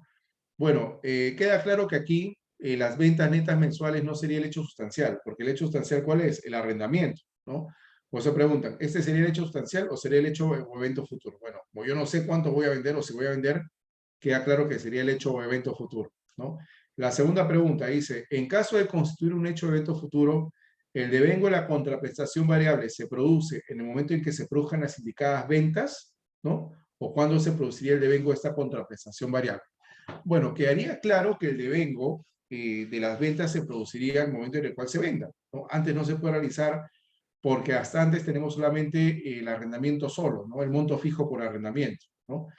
Por lo tanto, el devengo, la contraprestación, tendría que producirse o acreditarse en el momento en el cual se producen las ventas. La tercera pregunta, le hacen si los ingresos por las contraprestaciones fijas o variables se van a devengar al amparo del artículo 57 de la ley de renta, independientemente del reconocimiento de los ingresos o las estimaciones por la posibilidad de no recibir la contraprestación total o parcial en los registros contables del arrendador. Bueno, algo que también siempre nos ha generado la duda es qué pasa cuando nosotros hemos hecho estimaciones contables de que me va a pagar o no me va a pagar oportunamente el deudor, y si en función de estas estimaciones contables yo tendría que reconocer el devengo, el ingreso o diferirlo, ¿no? Bueno, recordar que de acuerdo al artículo 57, el devengo se produce al momento en el cual tú prestas el servicio, tú realizas la venta, es decir, cuando se realiza el hecho económico, ¿no? La cesión del bien, la expropiación, la obligación de no hacer. Pero si tú has estimado que él no te pague, tú lo que estás pensando seguramente es si vas a mandarlo como una provisión de cobranza dudosa, si es que venció el plazo para el pago no lo hace. Pero eso para nada mueve el ingreso.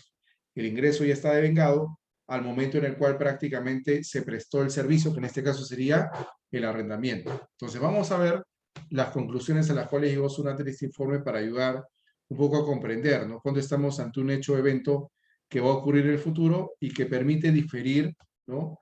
Los ingresos. Ahí están las conclusiones a las cuales llegó la administración tributaria.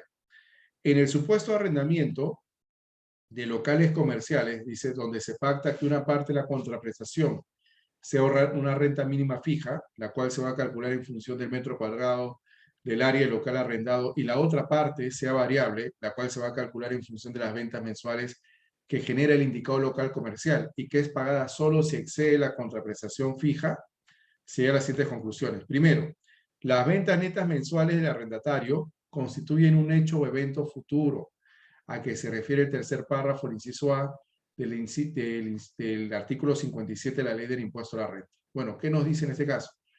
Si tú vendes en el local comercial, este es un hecho o evento futuro distinto al arrendamiento. Por lo tanto, este sí es tu hecho o evento futuro y el ingreso lo vamos a reconocer si las ventas, como sea en el caso, son mayores a lo que es el monto del arrendamiento local arrendado.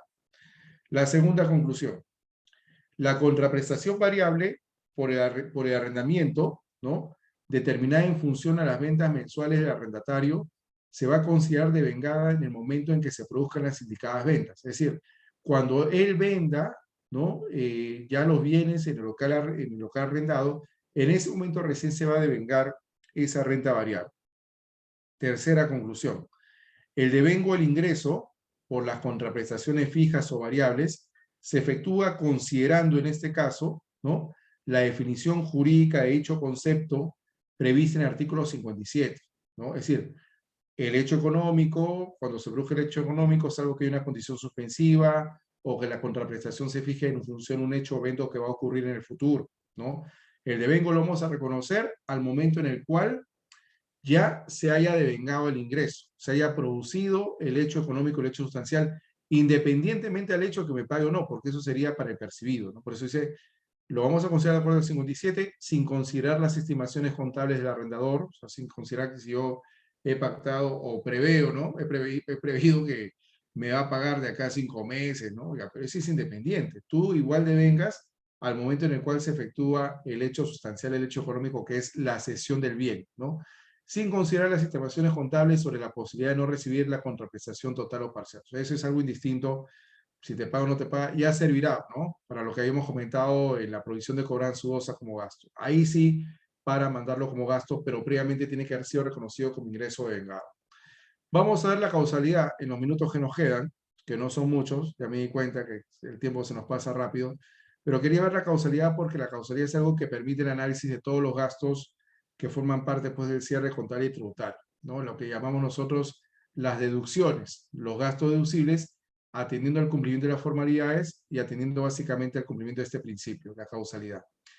Bueno, recordar cómo empieza el 37, ¿no? El 37 de renta nos dice, así empieza su redacción, que a fin de establecer la renta neta de tercera categoría, ¿no?, se va a deducir de la renta bruta los gastos necesarios para producirla y mantener su fuente productora, así como aquellos vinculados con la generación de ganancias de capital, en tanto la deducción no se encuentra expresamente prohibida, con lo cual los gastos que las empresas o que tu empresa va a poder deducir este año, como cualquier año, mientras que la norma siga vigente, son aquellos desembolsos que están vinculados con mantener la fuente productora de la renta, ¿no?, en tanto esta deducción no se encuentra expresamente prohibida, ¿no? Entonces, lo que hay que tomar en cuenta es que los gastos prohibidos son los del artículo 44, algunos ejemplos, las liberalidades, las sanciones impuestas por el sector público nacional, el impuesto a la renta, el IGB que era el resto de bienes, los documentos que no cumplen requisitos para ser calificados como comprobantes de pago, ¿no?, los gastos personales, entre otros, ¿no? Pero sí vas a poder deducir aquellos gastos que están vinculados con mantenerte en el mercado, con generar mayores ingresos, que es el objeto de toda empresa, ¿no? Todo me constituyo para generar mayores ingresos, por lo tanto puedo mandar a gasto los gastos de publicidad, los gastos de representación o atención a clientes sobre el límite que se ha fijado, los gastos de arrendamiento, compra de equipos, gasto de salud, entre otros. Entonces, en la pandemia, como comentaba, pues los gastos más incurridos han sido gastos de salud, las pruebas de mascarilla, protector facial, las pruebas rápidas, pruebas moleculares para tomarse a los trabajadores. Son gastos que quedan claro que son completamente deducibles, ¿no?, porque son beneficios para el personal, para la empresa, y en cierta forma están vinculados con mantener el giro de la empresa, mantener la fuente, ¿no?, que nadie se enferme, que no haya problemas de contagio, entre otros. Entonces, la causalidad hay que entender las dos perspectivas. Lo que tu objeto social es una cosa, que eso es para efectos societarios, y otra cosa es tu desenvolvimiento en el mercado, ¿no? Te desenvuelves en el mercado, pues comprando bienes, adquiriendo servicios, viendo qué resulta necesario, de repente es un desembolso que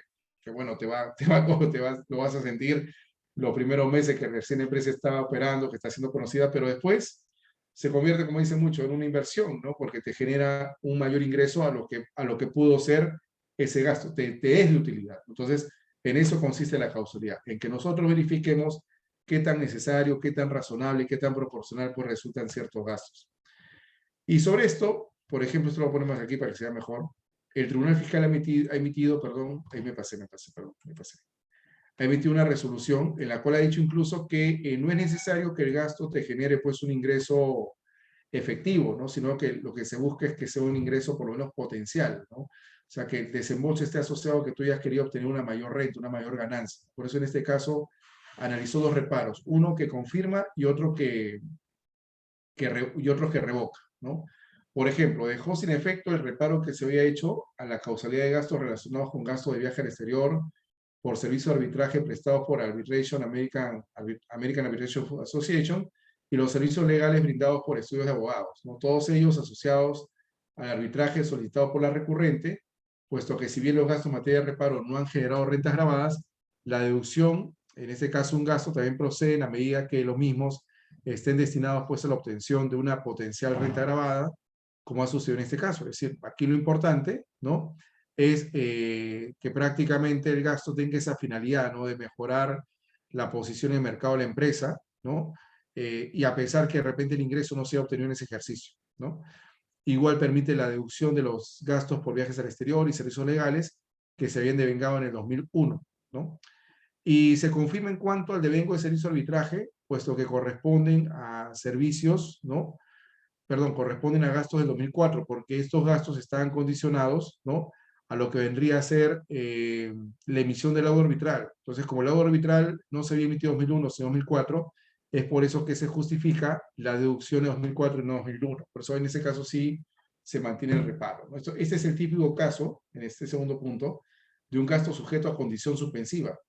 ¿Cuál fue la condición suspensiva para que ese gasto sea deducible? Que se emite el laudo arbitral. La contratación de los abogados se hizo 2001, pero el laudo se emitió en 2004. Entonces, para el 2004 recién sería deducible y no sería deducible para 2001. Es lo mismo que les comentaba respecto a, por ejemplo, los servicios de auditoría externa, ¿no? Que la deducción se va a dar en el momento en el cual se cumpla la condición que implica dicha deducción. La causalidad, también la norma nos dice que el gasto no se encuentre prohibido. Ya tenemos una lista de gastos prohibidos que está en el artículo 44 de la ley del impuesto a la renta. Y bueno, otro tema que habría que ver, un poco para diferenciar en la determinación del impuesto a la renta, los gastos, ¿no?, es lo siguiente, ¿no? Hay gastos que están sujetos al límite y otros que no. Los gastos que están sujetos al límite los conocemos como gastos limitados. Aquellos gastos, por ejemplo, por citar unos ejemplos, ¿no?, los gastos de representación, los gastos recreativos. Bueno, los gastos de representación, como ustedes bien saben, son gastos que se incurren a favor de clientes, potenciales clientes o proveedores, un poco para fortalecer las relaciones entre cliente y proveedor, ¿no? Y también la norma establece pues un límite del 0,5% de los ingresos netos hasta un tope de 40 UITs, de manera que el exceso es lo que no vamos a poder mandar a resultados. Y el mismo límite se aplica, por ejemplo, para los gastos recreativos, ¿no? Si el gasto supera el 0,5%, los 40 UITs, pues el exceso no es deducible. Los gastos de vehículos también tienen límites en función al UIT. Tenemos también la depreciación, que tiene un límite en función al tipo de activo que se está depreciando, ¿no? Y bueno, lo que la norma nos dice es, mira, si el gasto tiene un límite, solamente puedes mandar resultados hasta lo que ese límite te permite y el resto tendrías que adicionarlo, porque en la adición tendría que ser ahí sí una diferencia permanente. O sea, lo que excede el gasto no se va a poder deducir nunca. Y los gastos ilimitados son aquellos, por ejemplo, que la norma no ha fijado un límite cuantitativo, pero en tanto no resulten razonables o proporcionales en función a una verificación o fija que haga SUNAT, podrían ser acotados, ¿no? Ejemplo de gastos ilimitados, lo había puesto al inicio de la conferencia: los gastos de capacitación, los gastos por arrendamiento, los gastos por publicidad, los gastos por marketing, ¿no? Los gastos en salud tampoco tienen límite. Entonces, lo importante es justificar en la eventual fija que nos realice la SUNAT qué tan razonable o qué tan proporcionales están con nuestros ingresos, ¿no? Porque puede haber de repente una desproporción entre el gasto y el ingreso, pero también podría ser por razones externas, ¿no? Por ejemplo, la pandemia ha hecho que más las empresas los primeros meses incurran en gastos que generan mayores ingresos, y sobre todo aquellas que han tenido que reinventarse. Entonces, se justifica, ¿no?, que nosotros podamos verificar si el gasto no está sujeto al límite, ¿no? Por lo menos que resulte razonable en comparación con mis ingresos. De manera que los gastos que las empresas no van a poder deducir ahora en determinación de renta son aquellos gastos que no cumplen con el principio de causalidad. Un poco ya les he adelantado lo que es el análisis de un artículo que estoy preparando, bueno, que ya seguramente va a ser publicado, se lo va a pasar a Marcia también para que se los pase, sobre los gastos vinculados con, o que tienen como origen una afectación a la salud o al medio ambiente. Queda claro que esos gastos no son causales, por más que sea hacia el lado que esté en peligro la fuente productora. Queda claro que nadie se puede beneficiar de algo que incluso constituye una sanción administrativa, ¿no? Y lo no causal es aquello que no cumple con la causalidad, aquello que no resulta necesario, que no resulta razonable, que no resulta proporcional, ¿no? Ese es el gasto no causal. Los no fehacientes son aquellos que prácticamente no están debidamente sustentados porque no tienen, por decirlo de una manera, documentación probatoria mínima, ¿no? Que respalde que el desembolso se ha producido.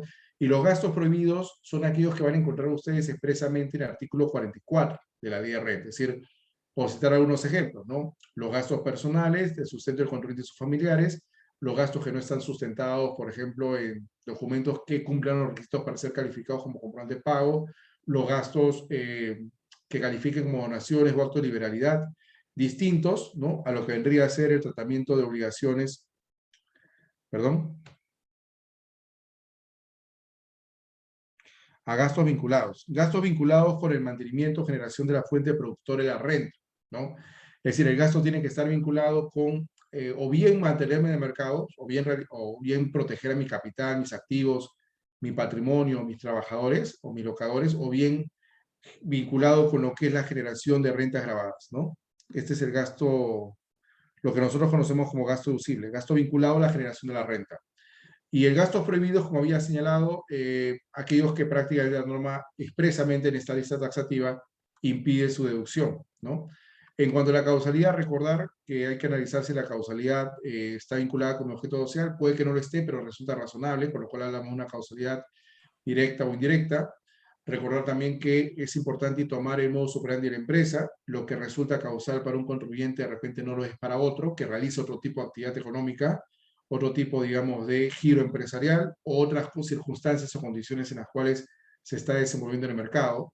Y recordar también que para que el gasto resulte deducible, tiene que pasar por el test de lo razonable, lo proporcional, y en caso de los gastos a favor del personal, la generalidad, ¿no? Por ejemplo, si tú le vas a dar una bonificación a un trabajador y no se la vas a dar a todos, por lo menos tendrías que justificar por qué se la vas a dar y no a todos, ¿no? De repente en función a lo que es el rendimiento, la jerarquía, el tiempo de la empresa, la ubicación geográfica, la calificación que tenga, la antigüedad, entre otros. ¿No? O sea, hay criterios que rompen la generalidad, pero que nos está exigiendo SUNAT que estén acreditados por lo menos en algún documento. Puede ser el contrato, puede ser un acta, puede ser un correo electrónico, puede ser un memo, cualquier documento fehaciente que permita sustentarlo ante una eventual fiscalización. Ahí tenemos este informe, por ejemplo, el 093, en el cual SUNAT define qué es la causalidad. Señala, por ejemplo, que para que el gasto sea necesario, tiene que estar vinculado con la generación o mantenimiento de la fuente productora de la renta, salvo que exceda los límites que la norma dispone o simplemente se encuentre prohibido. Debe entenderse, pues, la deducción de los gastos bajo una concepción amplia, ¿no? Considerando que el gasto es deducible, incluso si no se llega a generar renta, con lo cual con ese criterio ya coinciden con lo que establece el tribunal, pues lo que importa no es la efectividad, sino su potencialidad, ¿no? Que el gasto tenga esa intención de generar mayores ingresos, verificando, pues, o analizando también que esta lista de gastos que ustedes van a ver o que ya han revisado seguramente el artículo 37 es una lista abierta, no es una lista meramente enunciativa de aquellos gastos que las empresas pueden restar en la determinación de su impuesto a la renta.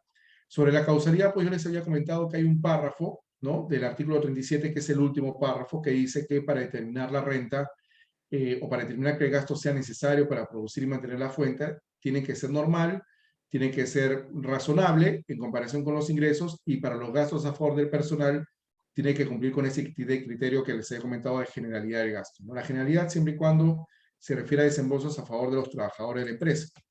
Y algunos gastos deducibles, un poco para no hablar de todos, pero por lo menos los más relevantes, creo que el más relevante es este, ¿no? La deducción de los gastos financieros, ¿no? El antecedente lo teníamos en el decreto legislativo 1424, que es el que reglamentó, y el decreto supremo, el 401, que es el reglamento de la ley de renta en cuanto a los gastos financieros.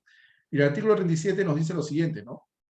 Los intereses de deudas son deducibles, al igual que los gastos originados para la constitución, renovación o cancelación de las mismas, siempre que permitan o que hayan sido contraídos pues para mantener o generar la fuente productora de la renta, ¿no? Pero la norma a partir del 2021 tiene esta redacción, que no son deducibles, perdón, a partir del 2020, ¿no?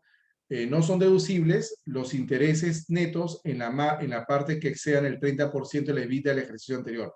Esto se aplica considerando el EBITDA del ejercicio 2020, pero es un límite de la deducción de gastos a partir de 2021, porque recuerden que esta norma se publicó en el 2018, pero la disposición final transitoria generó una modificación para limitar los gastos a partir de 2021 por el EBITDA y en función al 2019-2020, teniendo en cuenta el límite que tenemos para las empresas vinculadas, es decir, el coeficiente 3 sobre el patrimonio neto, ¿no?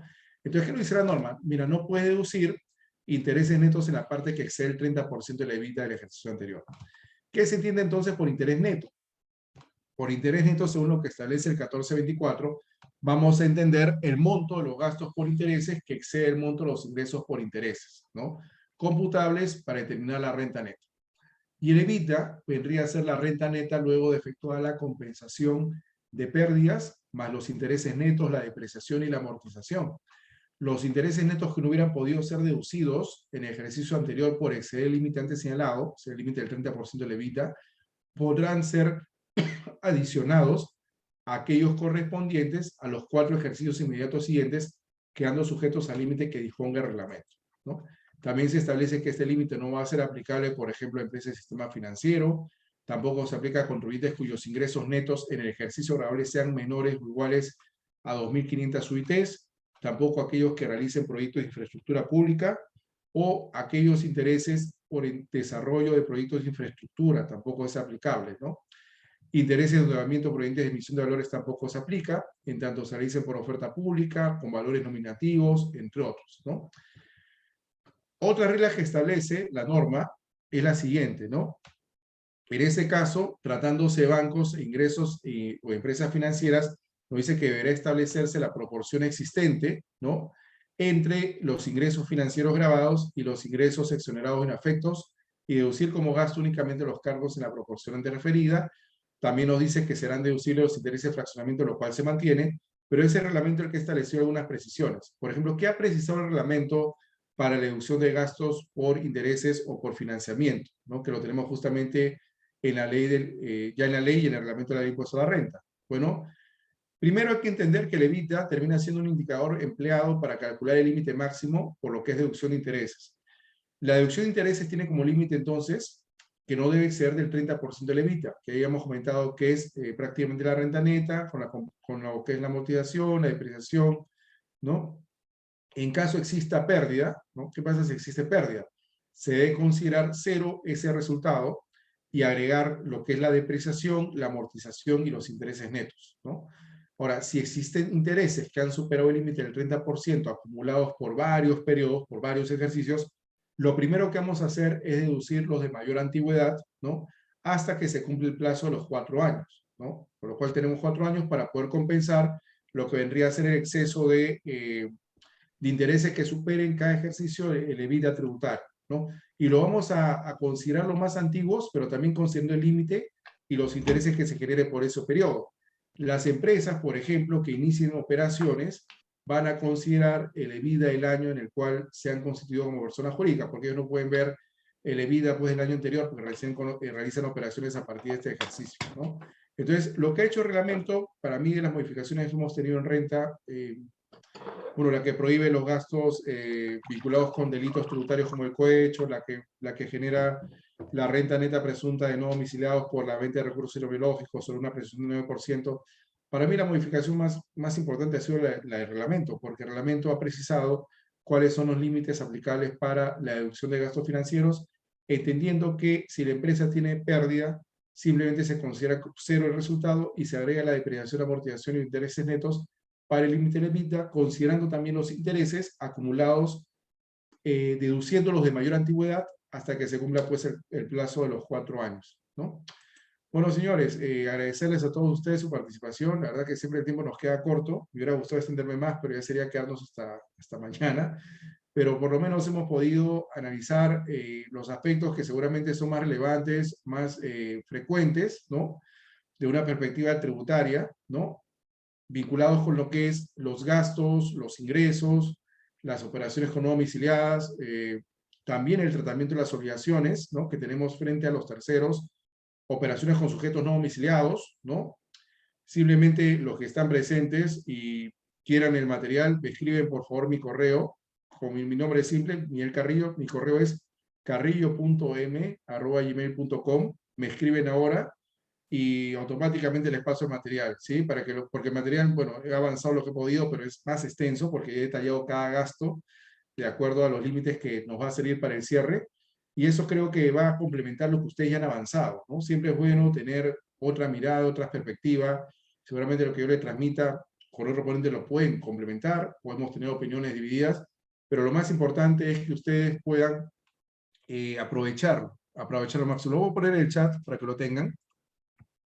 Es carrillo.m@gmail.com, ¿no? Ahí se los pongo para que lo tengan con toda confianza, me escriben y les mando el material para que lo complementen. Bueno, feliz inicio de mes, hoy día cerramos enero, miren ustedes, cerramos con un cierre que seguramente en los próximos días va a generar ya la presentación de ustedes de la declaración jurada. Bueno, y desear que mañana gane Perú de todas maneras y esperar que les vaya muy bien en este mes de febrero.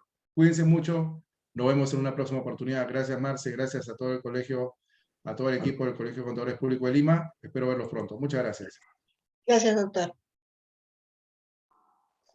Bien, así damos por finalizado la capacitación del día de hoy.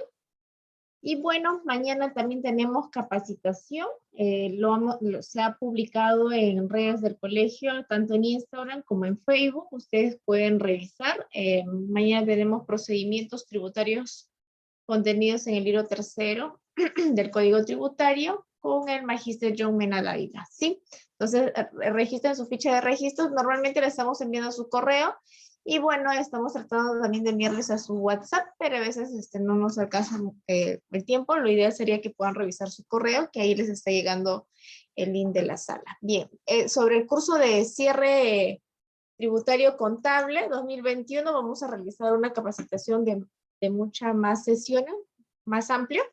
Ustedes pueden pedir la información al 985-699-318, al cual se les está enviando también el enlace de la capacitación del día de hoy.